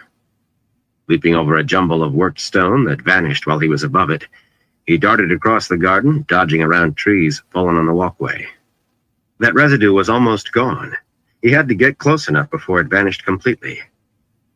Abruptly he fell, gravel scraping his palms as he caught himself. He could not see anything that might have tripped him. He felt woozy, almost as if he had been hit on the head. He tried to scramble to his feet to reach that residue, and realized his body was writhing. Long hair covered his hands. His fingers seemed to be shrinking, drawing back into his hands. They were almost paws. A trap. Ravin had not fled. The gateway had been a trap, and he had walked into it. Desperation clung to the void as he struggled to cling to himself. His hands. They were hands. Almost hands. He forced himself up. His legs seemed to bend wrong. The true source receded. The void shrank. Streaks of panic flared beyond the emotionless emptiness. Whatever Ravin was trying to change him to, it could not channel. Saidin slipping away, thinning. Thin, even pulled through the Angreal. The surrounding balconies stared down at him, empty, and the colonnade. Ravin had to be at one of those stone-screened windows, but which? He had no strength for 100 lightning bolts this time. One burst. He could manage that, if he did it quickly. Which window? He fought to be himself, fought to draw Saidin into him, welcomed every stain of the taint as evidence that he still held the power. Staggering in a crooked circle, searching vainly, he roared Ravin's name. It sounded like a beast's roar. Pulling Mogadin behind her, Nynaeve rounded the corner. Ahead of her, a man vanished around the next turning, the sound of his boots echoing behind. She did not know how long she'd been following those boots. Sometimes they had gone silent, and she'd had to wait for them to start again to gain a direction. Sometimes when they stopped, things happened. She had not seen any of it, but once the palace had rung like a struck bell, and another time the hair on her head had tried to stand up as the air seemed to crackle, and another. It did not matter. This was the first time she had caught a glimpse of the man who wore those boots. She did not think it was Rand in that black coat. The height was right, but he was too large, too heavy in the chest. She was running before she knew it. Her stout shoes had long since become velvet slippers for silence. If she could hear him, he could hear her. Mogadin's frenzied panting was louder than their footfalls. Nynaeve reached the turn and stopped, peeking cautiously around the corner. She held Saidar, through Mogadin, but it was hers, ready to channel. There was no need. The hallway was empty. A door stood far down a wall with windows filled with arabesque-pierced stone, but she did not think he could have reached that. Nearer, another corridor ran off to the right. She hurried to that, looked warily again. Empty. But a staircase spiraled upward just beyond where the hallways met. For a moment she hesitated. Hurrying somewhere. This corridor led back the way they had come. Would he have been running to go back? Up then. Drawing Mogadin behind her, she climbed the steps slowly, straining to hear anything except the Forsaken's nearly hysterical breath and the blood pounding in her own ears. If she found herself face to face with him, she knew he was there already, somewhere ahead. Surprise had to be on her side. At the first landing, she paused. The hallways here mirrored those below. They were just as empty, too, just as silent. Had he gone on up? The stair quivered faintly beneath her feet, as if the palace had been struck by a huge battering ram, then another. Again, as a bar of white fire punched through the top of one of the stone-screened windows, skewed wildly upward at an angle, then winked out as it started to slice into the ceiling. Nynaeve swallowed, blinking in a vain effort to rid herself of the pale violet fan that hung across her vision in memory of the thing. That had to be Rand, trying to strike at Ravin. If she was too close to him, Rand might catch her by accident. If he was flailing like that, it had had the look of flailing to her. He could catch her anywhere without knowing it. The quivers had ceased. Mogadin's eyes shone with terror. By what Nynaeve felt through the eidam, it was a wonder the woman was not writhing on the floor, shrieking and frothing at the mouth. Nynaeve felt a little like shrieking herself. She made herself put her foot on the next step. Up was as good a way as any. The second step was almost as hard. Slowly, though. No need to come on him too suddenly. Surprise had to be on his part. Mogadin followed like a whipped dog, shivering. As Nynaeve climbed, she embraced Saidar as fully as she could, as much as Mogadin could handle, to the point where the sweetness of it became almost a pain. That was the warning. More, and she would approach the point where it was more than she could take in, the point where she would still herself, burn the ability to channel right out of herself, or perhaps out of Mogadin, under the circumstances, or both of them. Anyway at all, it would be disaster now. She held that point, though, the life filling her a needle's light pressure just short of breaking skin. It was as much as she could have embraced had she been channeling on her own. She and Mogadin were much the same strength in the power. Tanchico had proved that. Was it enough? Mogadin insisted the men were stronger. Ravin, at least. Mogadin knew him. And it did not seem likely Rand could have survived this long unless he was just as strong. It was not fair that men should have the muscles and greater strength in the power, too. The Aes Sedai in the tower had always said they had been equal. It just was not. She was babbling. Taking a deep breath, she drew Mogadin behind her off the staircase. This was as high as it went. The hall was empty. She went to where it met the crossing corridor, peeked, and there he was. A tall, black-clad man, large, with wings of white in his dark hair, peering through the curving slots of one of the stone window screens at something below. There was sweat and effort on his face, but he seemed to be smiling. A handsome face, as handsome as Galad's, but she felt no quickening of her breath for this one. Whatever he was staring at, Rand, perhaps, had his full attention, but Nynaeve gave him no chance to notice her. It might be Rand down there. She could not tell whether Ravin was channeling or not. She filled the corridor around him with fire from wall to wall, floor to ceiling, pouring into it all of Saidar she held, fire so hot the stone itself smoked. The heat made her flinch back. Ravin screamed in the middle of the flame. It was one flame, and staggered away from her, back to where the hallway became a columned walk. A heartbeat, less, while she still flinched, and he stood inside the flame but surrounded by clear air. Every scrap of Saidar she could channel was going into that inferno, but he held it at bay. She could see him through the fire. It gave everything a red cast, but she could see. Smoke rose from his charred coat. His face was a seared ruin, one eye milky white, but both eyes were malevolent as he turned them on her. No emotion reached her along the eidam's leash, only leaden dullness. Nynaeve's stomach fluttered. Mogadin had given up. given up, because death was there for them.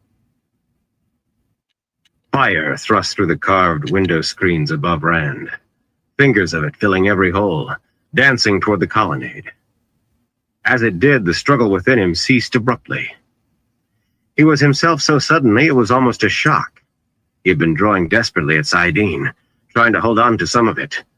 Now it rushed into him, an avalanche of fire and ice that made his knees buckle, made the void tremble with pain that shaved at it like a lathe. And Ravin stumbled backwards out onto the colonnade, face turned to something inside. Ravin wreathed in fire, yet somehow standing as though untouched. If untouched now, it had not been so before. Only the size of the figure, the impossibility of it being anyone else, told Rand it was him. The Forsaken was a figure of char and cracked red flesh that would have strained any healer to mend. The agony of it must have been overwhelming, except that Ravin would be inside the void within that burned remnant of a man, wrapped in emptiness where the body's pain was distant, and Saidin close at hand. Saidin raged inside Rand, and he loosed it all, not to heal. "Ravin!" he screamed, and balefire flew from his hands, molten light thicker than a man, driven by all the power he could draw. It struck the Forsaken, and Ravin ceased to exist. The Darkhounds in Rodion had become motes before they vanished, whatever kind of life they had had struggling to continue, or the pattern struggling to maintain itself, even for them. Before this, Ravin simply ceased. Rand let the balefire die, pushed Saidin away a little. Trying to blink away the purple afterimage, he stared up at the wide hole in the marble balustrade, the remains of one column of fang above it, stared at the matching hole in the palace roof. They did not flicker, as if what he had done was too strong even for this place to mend. After everything, it seemed almost too easy. Perhaps there was something up there to convince him Ravin was really dead. He ran toward a door. Frantically, Nynaeve threw everything into trying to close the flame tight around Ravin once more. The thought came that she should have used lightning. She was going to die.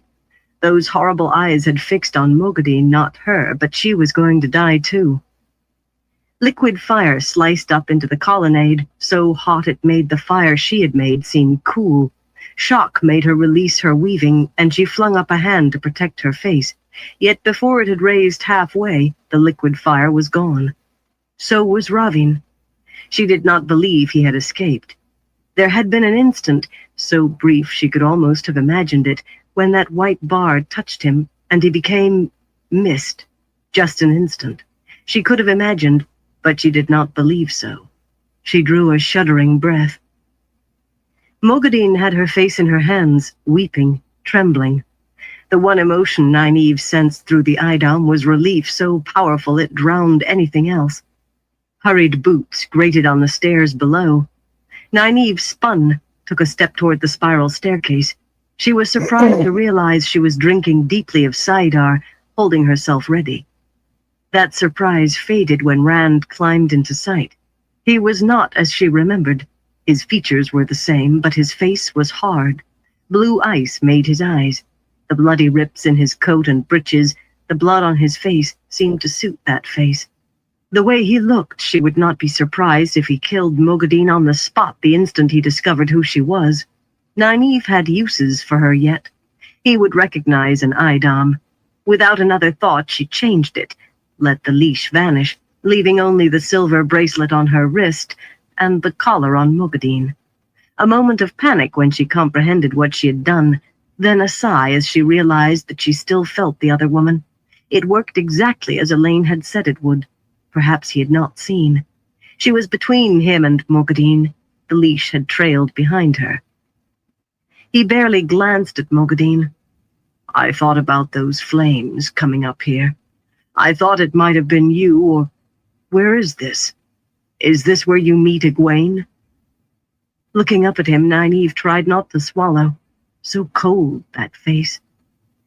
"Rand," The wise ones say what you've done, what you are doing is dangerous, even evil. They say you lose something of yourself if you come here in the flesh, some part of what makes you human. Do the wise ones know everything? He brushed past her and stood staring at the colonnade. I used to think Aes Sedai knew everything. It doesn't matter. I don't know how human the Dragon Reborn can afford to be. Rand, she did not know what to say. Here, let me heal you at least. He held still for her to reach up and take his head in her hands. For her part, she had to suppress a wince. His fresh wounds were not serious, only numerous. What could have bitten him? She was sure most of these were bites.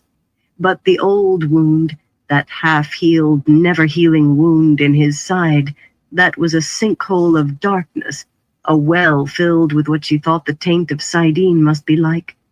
She channeled the complex flows, air and water, spirit, even fire and earth in small amounts that made up healing. He did not roar and flail about. He did not even blink. He shivered. That was all. Then he took her wrists and brought her hands down from his face. She was not reluctant. His new injuries were gone, every bite and scrape and bruise, but not the old wound. Nothing had changed about that. Anything short of death should be capable of being healed, even that. Anything. Is he dead? He asked quietly. Did you see him die? He's dead, Rand. I saw. He nodded. But there are others still, aren't there? Other chosen. Nynaeve felt a stabbing sliver of fear from Moghedien, but she did not glance back. Rand, you must go. Ravin is dead, and this place is dangerous for you as you are. You must go and not come back here in the body. I will go. He did nothing that she could see or feel. Of course she could not. But for a moment she thought the hallway behind him had turned in some way. But it did not look any different. Except, she blinked. There was no half-gone column in the colonnade beyond him, no hole in the stone railing. He went on as if nothing had happened. Tell Elaine, ask her not to hate me. Ask her. Pain twisted his face. For a moment she saw the boy she had known, looking as though something precious was being ripped away from him. She reached out to comfort him, and he stepped back, his face stone again and bleak. Lan was right. Tell Elaine to forget me, Nynaeve. Tell her I've found something else to love and there's no room left for her. He wanted me to tell you the same thing. Lan has found someone else too. He said for you to forget him. Better never to have been born than to love us. He stepped back again, 3 long steps. The hall seemed to turn dizzyingly with him in it, or part of the hall did, and he was gone. Nynaeve stared at where he had been, and not at the fitfully flickering reappearance of the damage to the colonnade. Lan had told him to say that? A remarkable man, Moghedien said softly. A very, very dangerous man. Nynaeve stared at her. Something new was coming through the bracelet to her. Fear was still there, but muted by expectation might have been the best way to describe it. I have been helpful, have I not? Moghedien said.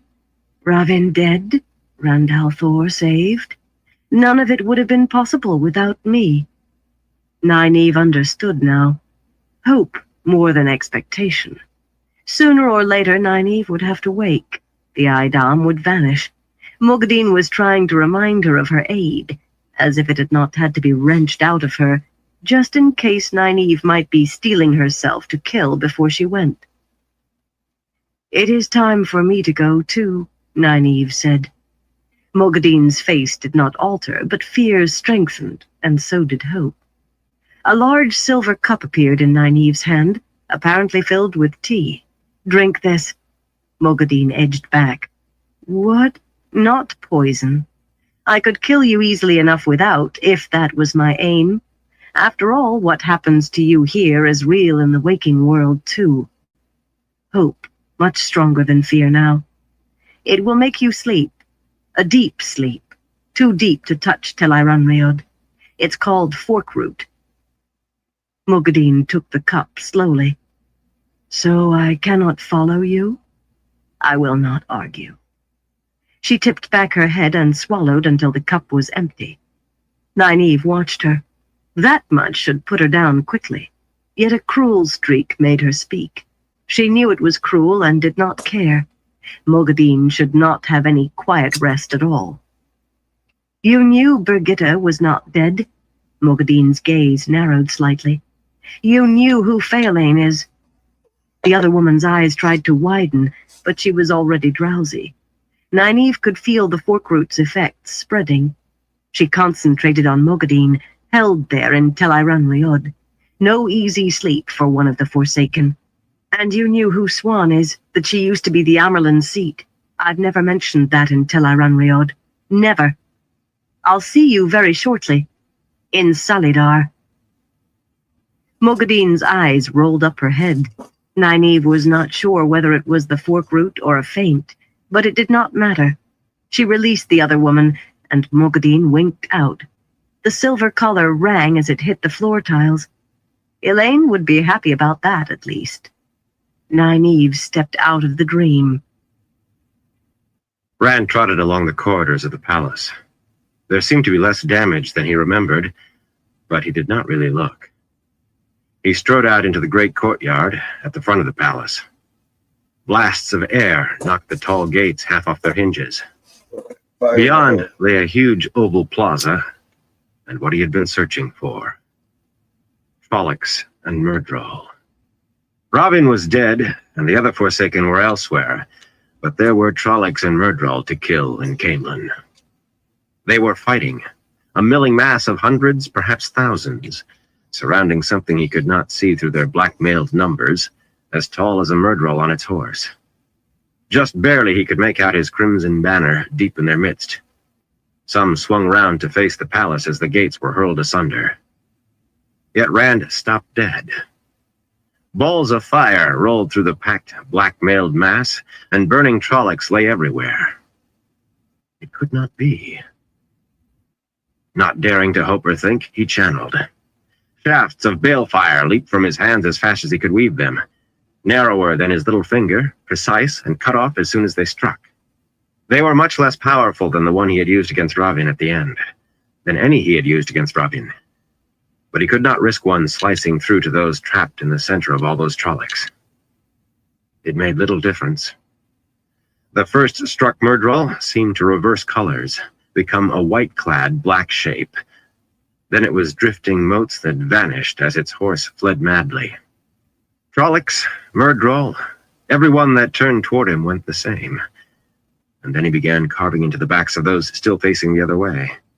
So a continuous haze of sparkling dust seemed to fill the air, renewed as it evaporated. They could not stand against that.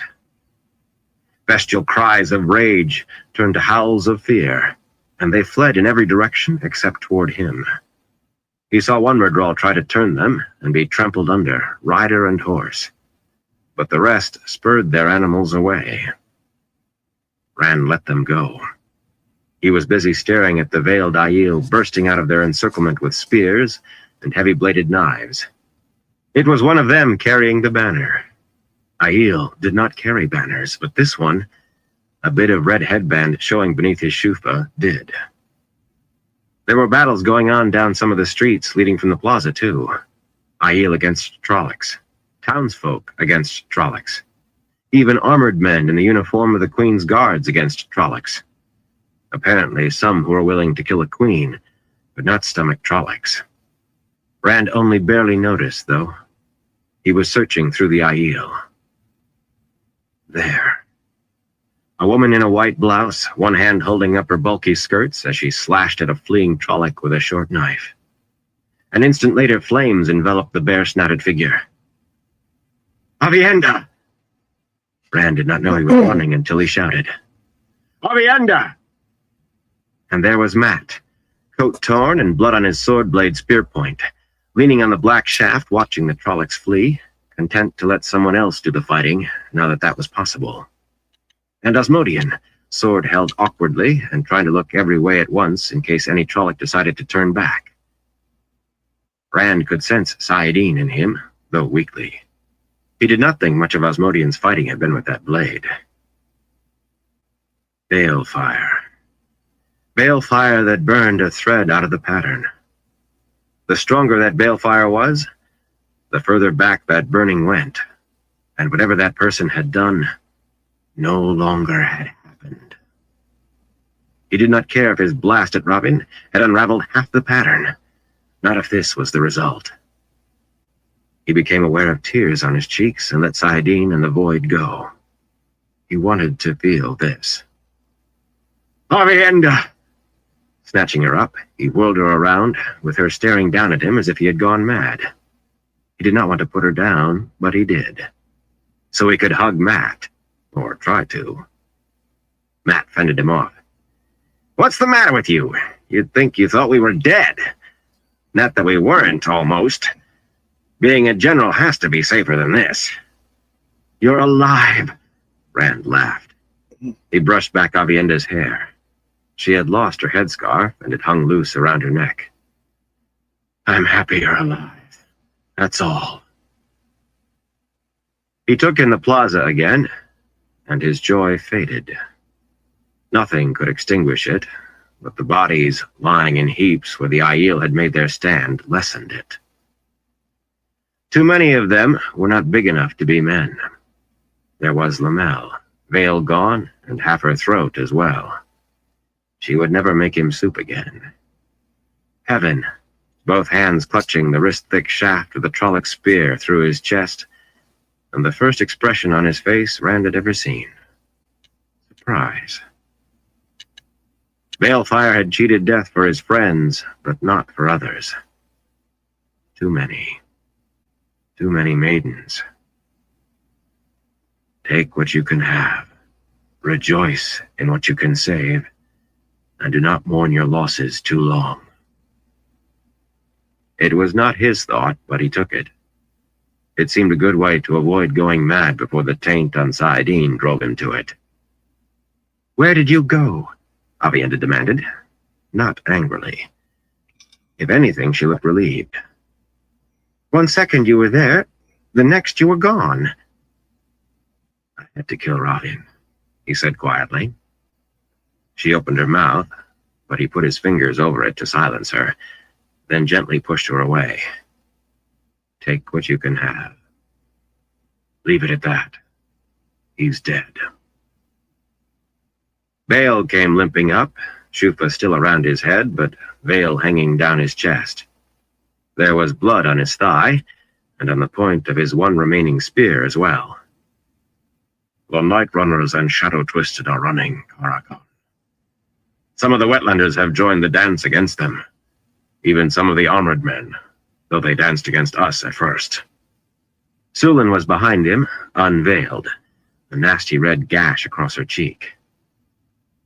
Hunt them down, however long it takes, Rand said. He began walking, not sure where, as long as it was away from Avienda. I don't want them loose on the countryside. Keep an eye on the guards. I'll find out later which of them was Robin's men, and which...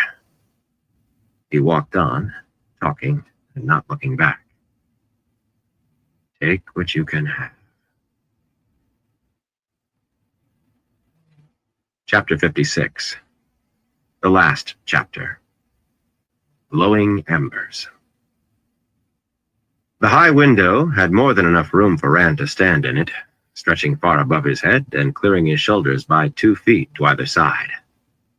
Shirt sleeves rolled up, he stared down at one of the royal palace's gardens.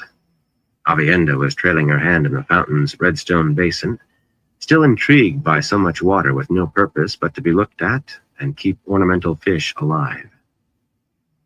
She had been more than indignant at first when he told her she could not go chasing Trollocs through the streets. In fact, he was not sure she would be down there now, if not for a quiet escort of maidens that Sulin did not think he had noticed. Neither was he supposed to have heard the white-haired maiden remind her that she was Vardarai's Mai no longer, and not yet a wise one. Coatless, but wearing his hat against the sun, Matt was sitting on the coping of the basin, talking to her. No doubt, probing for what she knew of whether the Aiel were preventing people from leaving. Even if Matt did decide to accept his fate, it was unlikely he would ever stop complaining about it. Asmodean sat on a bench in the shade of a red myrtle tree, playing his harp. Rand wondered whether the man knew what had happened or suspected. He should have no memory. For him, it never happened. But who could say what one of the Forsaken knew or could reason out? A polite cough turned him away from the garden. The window where he stood was a span and a half above the floor in the west wall of the throne room, the grand hall where queens of Andor had received embassies and pronounced judgment for nearly 1,000 years.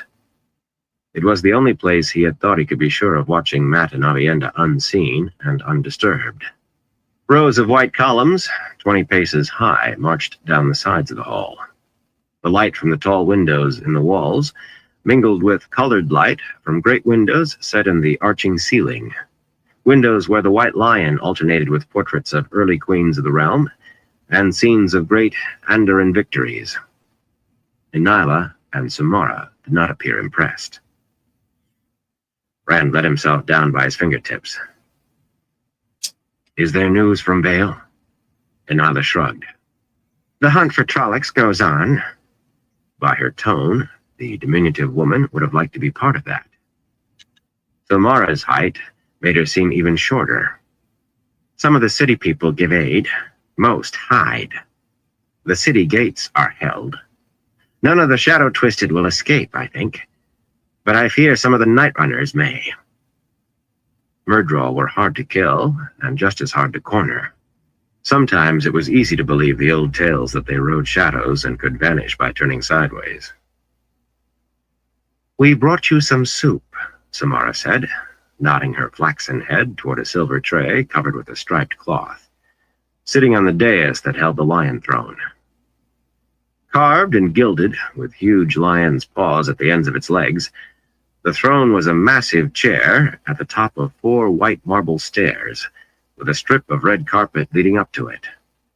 A lion of Andor, picked out in moonstones on a field of rubies, would have stood above Morghase's head whenever she occupied that seat. "Aviendha says you have not eaten yet today. It is the soup Lamel used to make for you." "I suppose none of the servants have come back?" Rand sighed. "One of the cooks, maybe? A helper?" Inyla shook her head scornfully.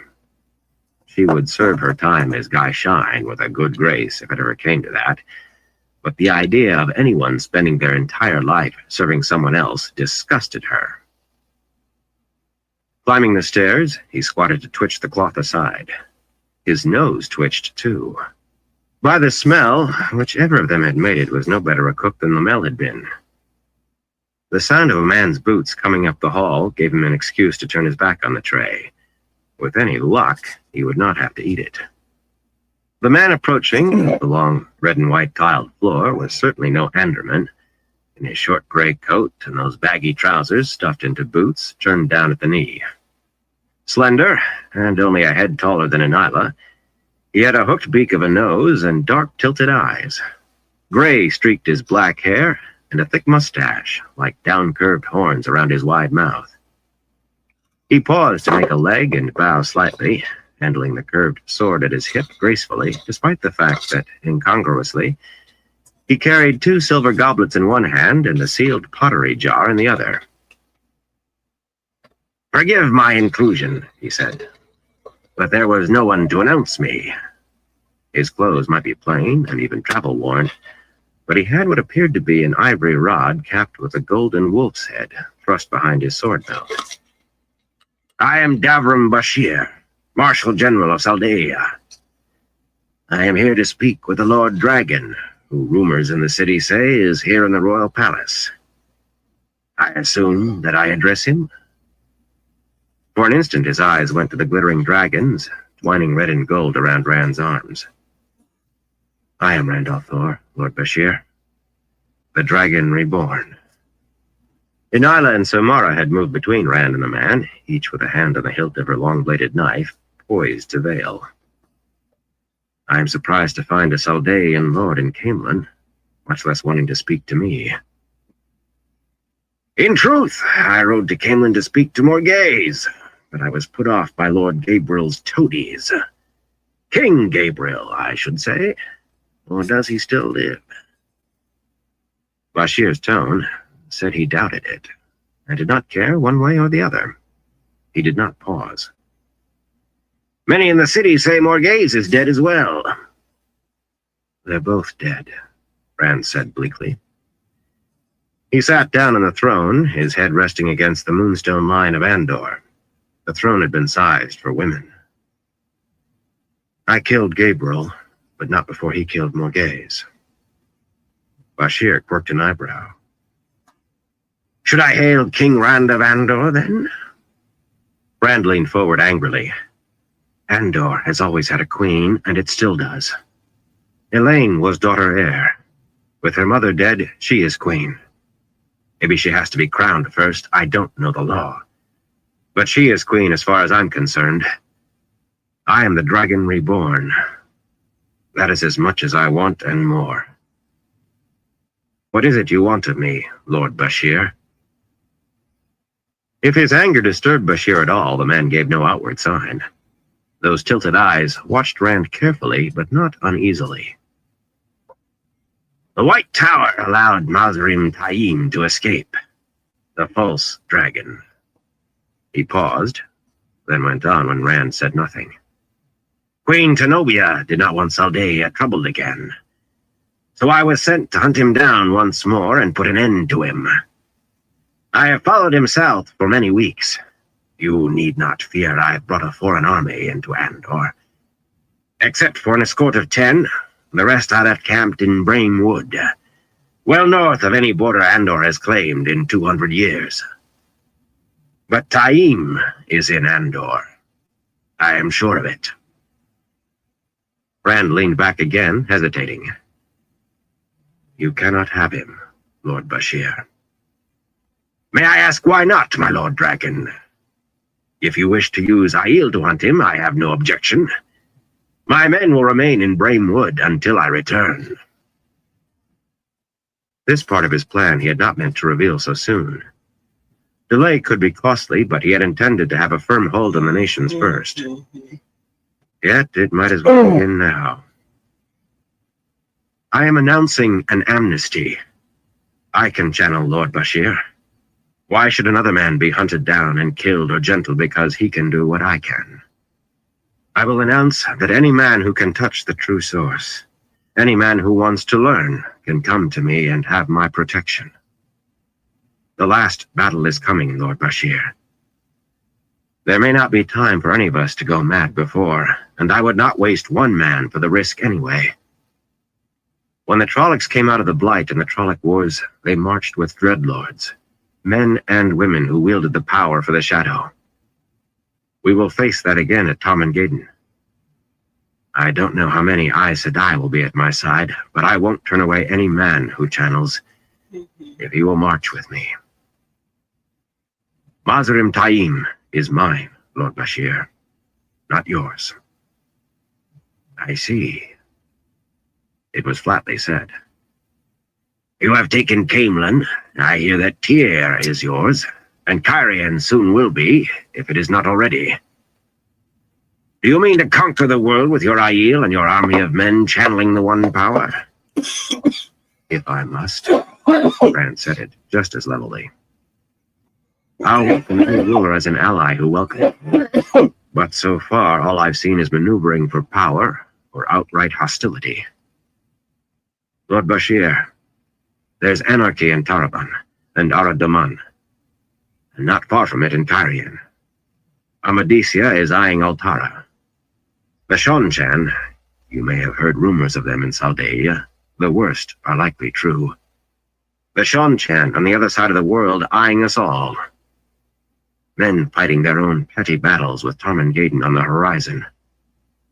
We need peace. Time before the Trollocs come, before the Dark One breaks free. Time to ready ourselves. If the only way I can find time and peace for the world is to impose it, I will. I don't want to, but I will. I have read the Cariathon Cycle, Bashir said. Putting the goblets under his arm for a moment, he broke the wax seal on the jar and filled them with wine. More importantly, Queen Tenobia has read the prophecies too. I cannot speak for Kandor, or Arethel, or Shinar. I believe they will come to you. Not a child in the Borderlands but knows the shadow waits in the blight to descend on us. But I cannot speak for them. And Nyla eyed the goblet he handed her suspiciously, but she climbed the stairs to hand it to Rand. In truth, Bashir continued, I cannot even speak for Saldaea. Tenobia rules. I am only her general. But I think once I send a fast rider to her with a message, the return will be that Saldaea marches with the Dragon Reborn. In the meanwhile, I offer you my services, and those of 9,000 Saldaean horse. Rand swirled the goblet, staring down into the dark red wine.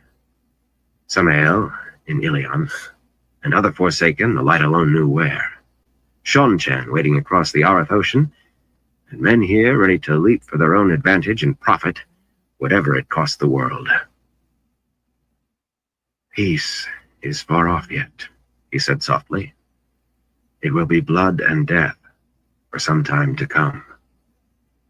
It always is, Bashir replied quietly, and Rand did not know which statement he was speaking to. Perhaps both. Tucking his harp under his arm, Asmodean drifted away from Matt and Avienda. He enjoyed playing, but not for a pair who did not listen, much less appreciate. He was not sure what had happened that morning, not sure he wanted to be sure. Too many Aiel had expressed surprise at seeing him, had claimed they had seen him dead. He did not want details. There was a long gash down the wall in front of him. He knew what made that sharp edge, that surface as slick as ice, smoother than any hand could have polished it in 100 years. Idly, but with a shiver too, he wondered whether being reborn in this fashion made him a new man. He did not think so. Immortality was gone. That was a gift of the Great Lord. He used that name in his head, whatever Althor demanded on his tongue. That was proof enough that he was himself. Immortality gone, he knew it must be imagination, yet sometimes he thought he could feel time dragging at him, pulling him toward a grave he had never thought to meet. And drawing the little of Sayadine he could was like drinking sewage. He was hardly sorry Lanfear was dead. Ravi neither, but Lanfear especially for what she had done to him. He would laugh when each of the others died too, and most for the last. It was not that he had been reborn as a new man at all, but he would cling to that tuft of grass on the cliff's brink as long as he could. The roots would give way eventually, the long fall would come, but until then, he was still alive. He pulled open a small door, intending to find his way to the pantry. There should be some decent wine. One step, and he stopped, the blood draining from his face. You! No! The words still hung in the air when death took him. Morgase blotted sweat from her face, then tucked the handkerchief back up her sleeve and readjusted her somewhat ragged straw hat. At least she had managed to acquire a decent riding dress, though even fine gray wool was still uncomfortable in this heat. Actually, Talonvor had acquired it. Letting her horse walk, she eyed the tall young man riding up ahead through the trees.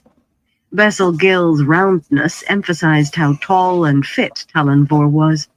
He had handed the dress to her, saying it suited her better than the itchy thing she had fled the palace in, looking down at her, never blinking, never speaking a word of respect. Of course, she herself had decided it was not safe for anyone to know who she was, especially after discovering Gareth Bryn gone from Core Springs. Why did the man have to be off chasing barn burners when she needed him? No matter, she would do as well without him. But there was something disturbing in Talonvor's eyes when he called her simply Morgaze. Sighing, she glanced back over her shoulder. Hulking Lamgwin rode watching the forest, Brianna at his side watching him as much as anything else. Her army had not grown a whit since Cainlan. Too many had heard of nobles exiled for no cause and unjust laws in the capital to do more than scoff at the most casual mention of stirring a hand in support of their rightful ruler. She doubted that even knowing who spoke them would have made a difference. So here she rode through Altara, keeping to forest as much as possible, because there seemed to be parties of armed men everywhere. Rode through the forest with a scar-faced street tough, a besotted refugee Kyrianan noblewoman, a stout innkeeper who could hardly keep from kneeling whenever she glanced at him, and a young soldier who sometimes looked at her as though she had on one of those dresses she had worn for Gabriel. And Lini, of course. There was no forgetting Lini. As if thinking of her had been a summons, the old nurse heeled her horse closer. "Better to keep your eyes ahead," she said quietly. "A young lion charges quickest, and when you least expect it." "You think Talonvor is dangerous?" Morgaze said sharply, and Lini gave her a sidelong, considering look. "Only the way any man can be dangerous. A fine figure of a man, don't you think? More than tall enough. Strong hands, I should think. There's no point letting honey age too long before you eat it." "Lini," Morgaze said warningly. The old woman had been going on this way too often of late. Talonvor was a handsome man, his hands did look strong, and he had a well-turned calf. But he was young, and she was his queen.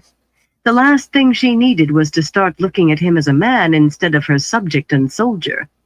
She was about to tell Lini that, and that the woman had lost her wits if she thought she was going to take up with any man 10 years her junior. He had to be that. But Talonvor and Gil were turning back. "You hold your tongue, Lini. If you put foolish ideas into that young man's head, I will leave you somewhere." Lini's snort would have earned the highest noble in Andor time in a cell to meditate. If she still had her throne, it would. "Are you sure you want to do this, girl? It's too late to change your mind after you've jumped off the cliff." "I will find my allies where I can find them," Morgaze told her stiffly. Talonvor reined up, sitting tall in his That was an saddle. empty bowl. Sweat rolled down his face, but he seemed to ignore the heat. Master Gil tugged at the neck of his disc-covered jerkin as though he wished he could have it Yeah, off. clean that pipe. "The wood gives way to farms just ahead," Talonvor said. "But it isn't likely anyone will recognize you here." Morgaze met his gaze levelly. Day by day it was becoming increasingly hard to look away when he was looking at her. "Another 10 miles should take us to Cormaid. If that fellow in Sahar was not lying, there will be a ferry, and we can be on the Amadisia side before dark." "Are you certain you want to do this, Morgaze?" The way he said her name... No. She was letting Lini's ridiculous fancies take hold of her. It was the point. "I have made up my mind, young Talonvor," she said coolly, "and I do not expect you to question me when I have done so." She heeled her mount hard, letting the horses leap forward, break their gazes apart, letting it shove past him. He could catch up to her. She would find her allies where she found them. She would have her throne back. And woe to Gabriel or any man who thought he could sit on it in her place.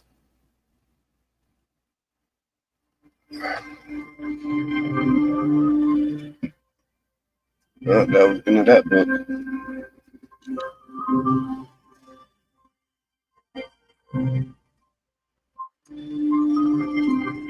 And the glory of the light did shine upon him, and the peace of the light did he give men, binding nations to him, making one of many. Yet the shards of hearts did give wounds, and what was once did come again, in fire and in storm, splitting all in twain. For his peace was the peace of the sword, and the glory of the light did shine upon him.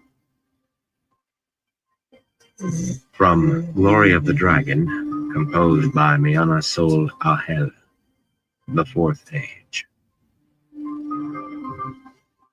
The end of the fifth book of the Wheel of Time.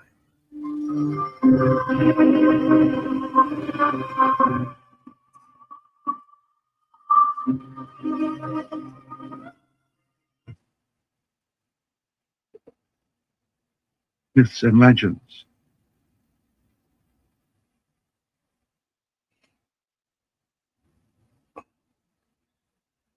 Now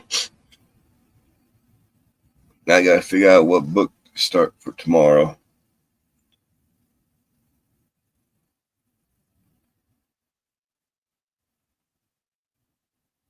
Might go on with the next book in the series, or might start a whole totally different book. Just to get a break from the series. I just haven't decided what book yet.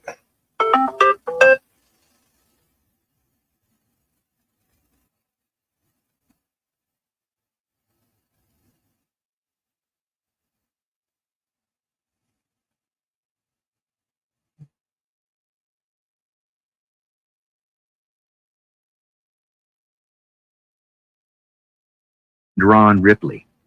Narrated by Johnny Ripley.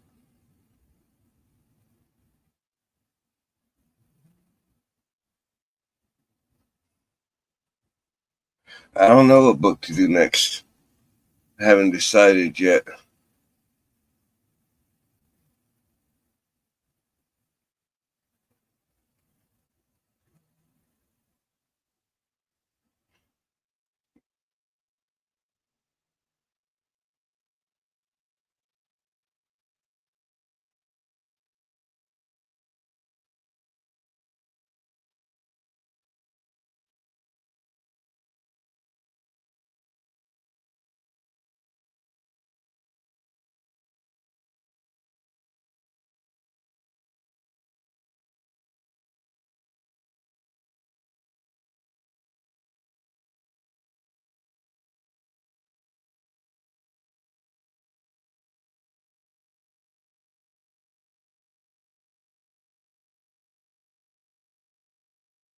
Trying to find something just to throw on for the rest of tonight, but haven't found nothing just yet. Because I'll start a whole new book tomorrow. I just got to decide what book.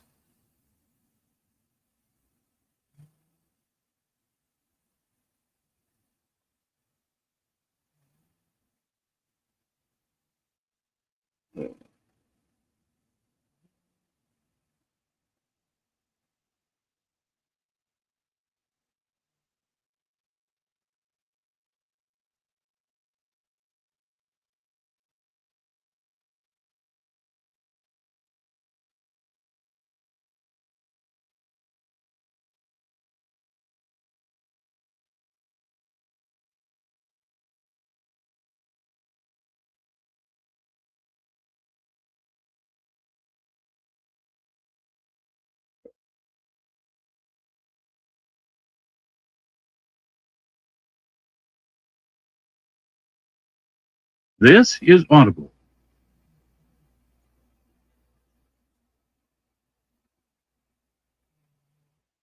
But I might go with the next book in the series. I'm not 100% sure.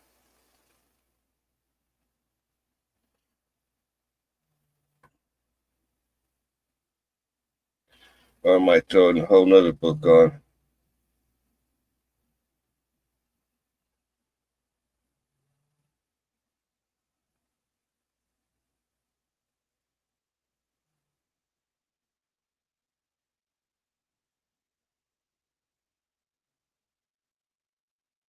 This is Audible. Did it scurry for cover at the gaze of a basilisk, which could transmutate into solid stone? Tor, narrated by Victor Bevine. Prelude. That's what I'm about to do. The monster lumbered along the quiet corridors of the Underdark, its 8 Well, I'll scaly put legs this on for tonight, occasionally then. scuffing the stone. Tomorrow, It did I not don't know. recoil at its own I echoing had to look to sound, see fearing the revealing noise. what I haven't played yet. Nor did it scurry for cover, 'Cause I know on the expecting the series, rush I'm of just another repeating the predator. series again. For even at in the least dangers of the partway. Underdark, this creature knew only security, confident of its ability to defeat any foe. Its breath reeked of deadly poison. The Quick hard cheese, edges of nice. its claws dug deep gouges into solid I stone, want to do and the a rows of spear-like a teeth Dark that Tower lined its wicked maw could series tear from through the Stephen thickest King, of but hides. But worst of all was the monster's gaze, that's one of the the gaze of a ones basilisk. that It could I can't do transmutate just into solid because stone any living thing it fell upon. This creature, YouTube huge and won't terrible, allow me to do was among the because greatest of its kind. though It did not know they're fear. private my video The hunter watched the basilisk pass, mainly as because he it's had watched it Stephen earlier King. that same day. But some of the ones I eight-legged can't monster play was the and get intruder away here, with, but coming into the hunter's domain. some of the ones I want to He do, had witnessed the basilisk kill several I of his can't do. rothae, the small cattle-like creatures that enhanced his table with its poison breath, and the rest of the herd had fled blindly down the endless tunnels, perhaps never to return. The hunter was angry. He watched now as the monster trudged down the narrow passageway, just the route the hunter had suspected it would take. He slid his weapons from their sheaths, gaining confidence, as always, as soon as he felt their fine balance. The hunter had owned them since his childhood, and even after nearly 3 decades of almost constant use, they bore only the slightest hints of wear. Now they would be tested again. The hunter replaced his weapons and waited for the sound that would spur him to motion. A throaty growl stopped the basilisk in its tracks. The monster peered ahead curiously, though its poor eyes could distinguish little beyond a few feet. Again came the growl, and the basilisk hunched down, waiting for the challenger, its next victim, to spring out and die. Far behind, the hunter came out of his cubby, running impossibly fast along the tiny cracks and spurs in the corridor walls. In his magical cloak, his pawafwi, Cheers. he was invisible against the stone, and with his agile and practiced movements, he made not a sound. He came impossibly silent, impossibly fast. The growl issued again from ahead of the basilisk, but had not come any closer. The impatient monster shuffled forward, anxious to get on with the killing.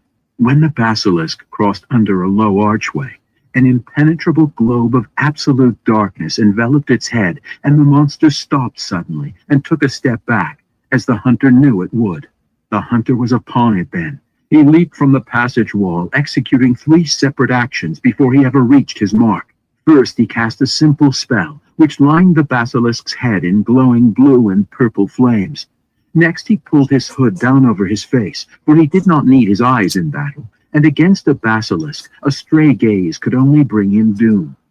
Then, drawing his deadly scimitars, he landed on the monster's back and ran up its scales to get to its head.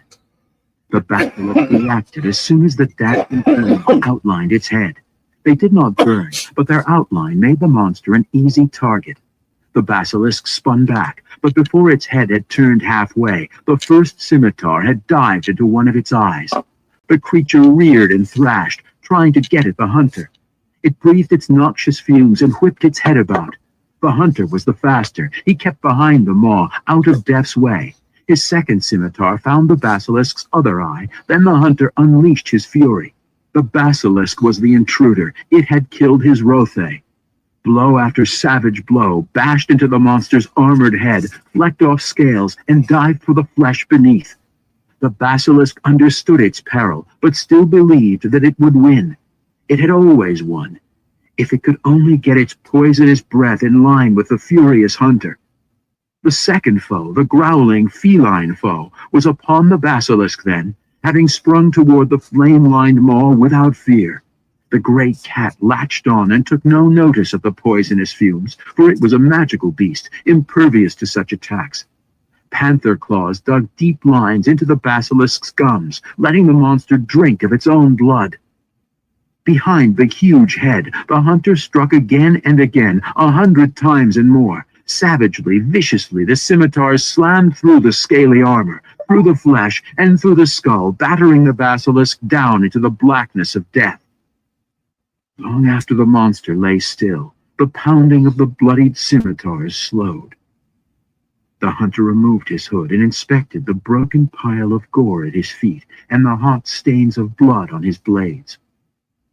He raised the dripping scimitars into the air and proclaimed his victory with a scream of primal exultation.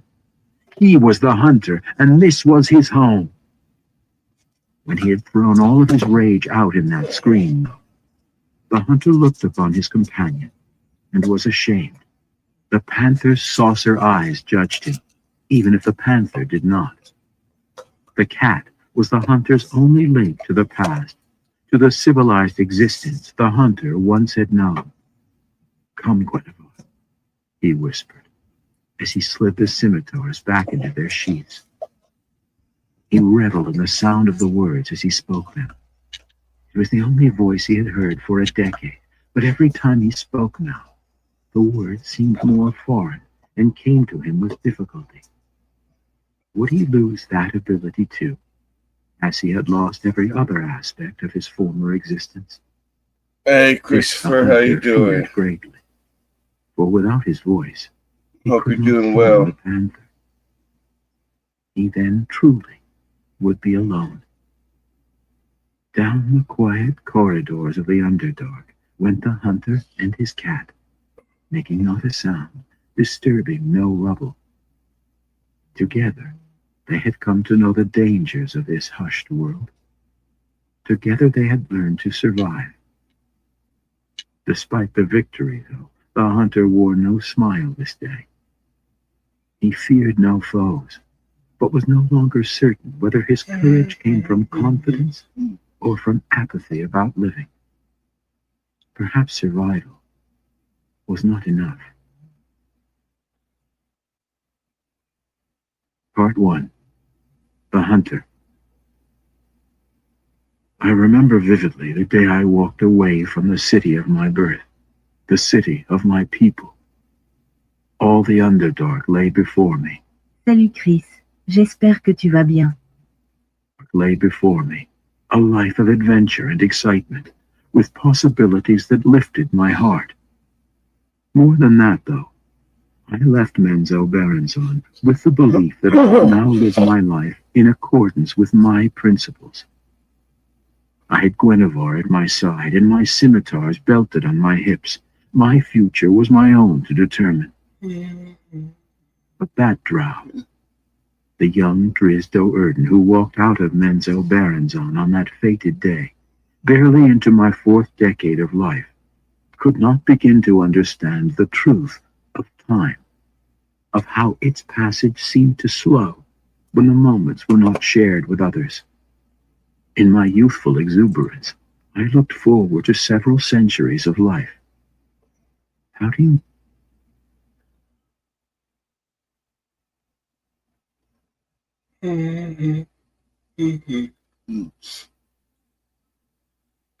Oh, okay, everyone. I'm gonna call into this live for tonight.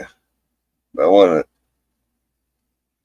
thank everyone for stopping by and everyone who continues to stop by. I appreciate all y'all's support. Till next time, everyone. Y'all stay safe.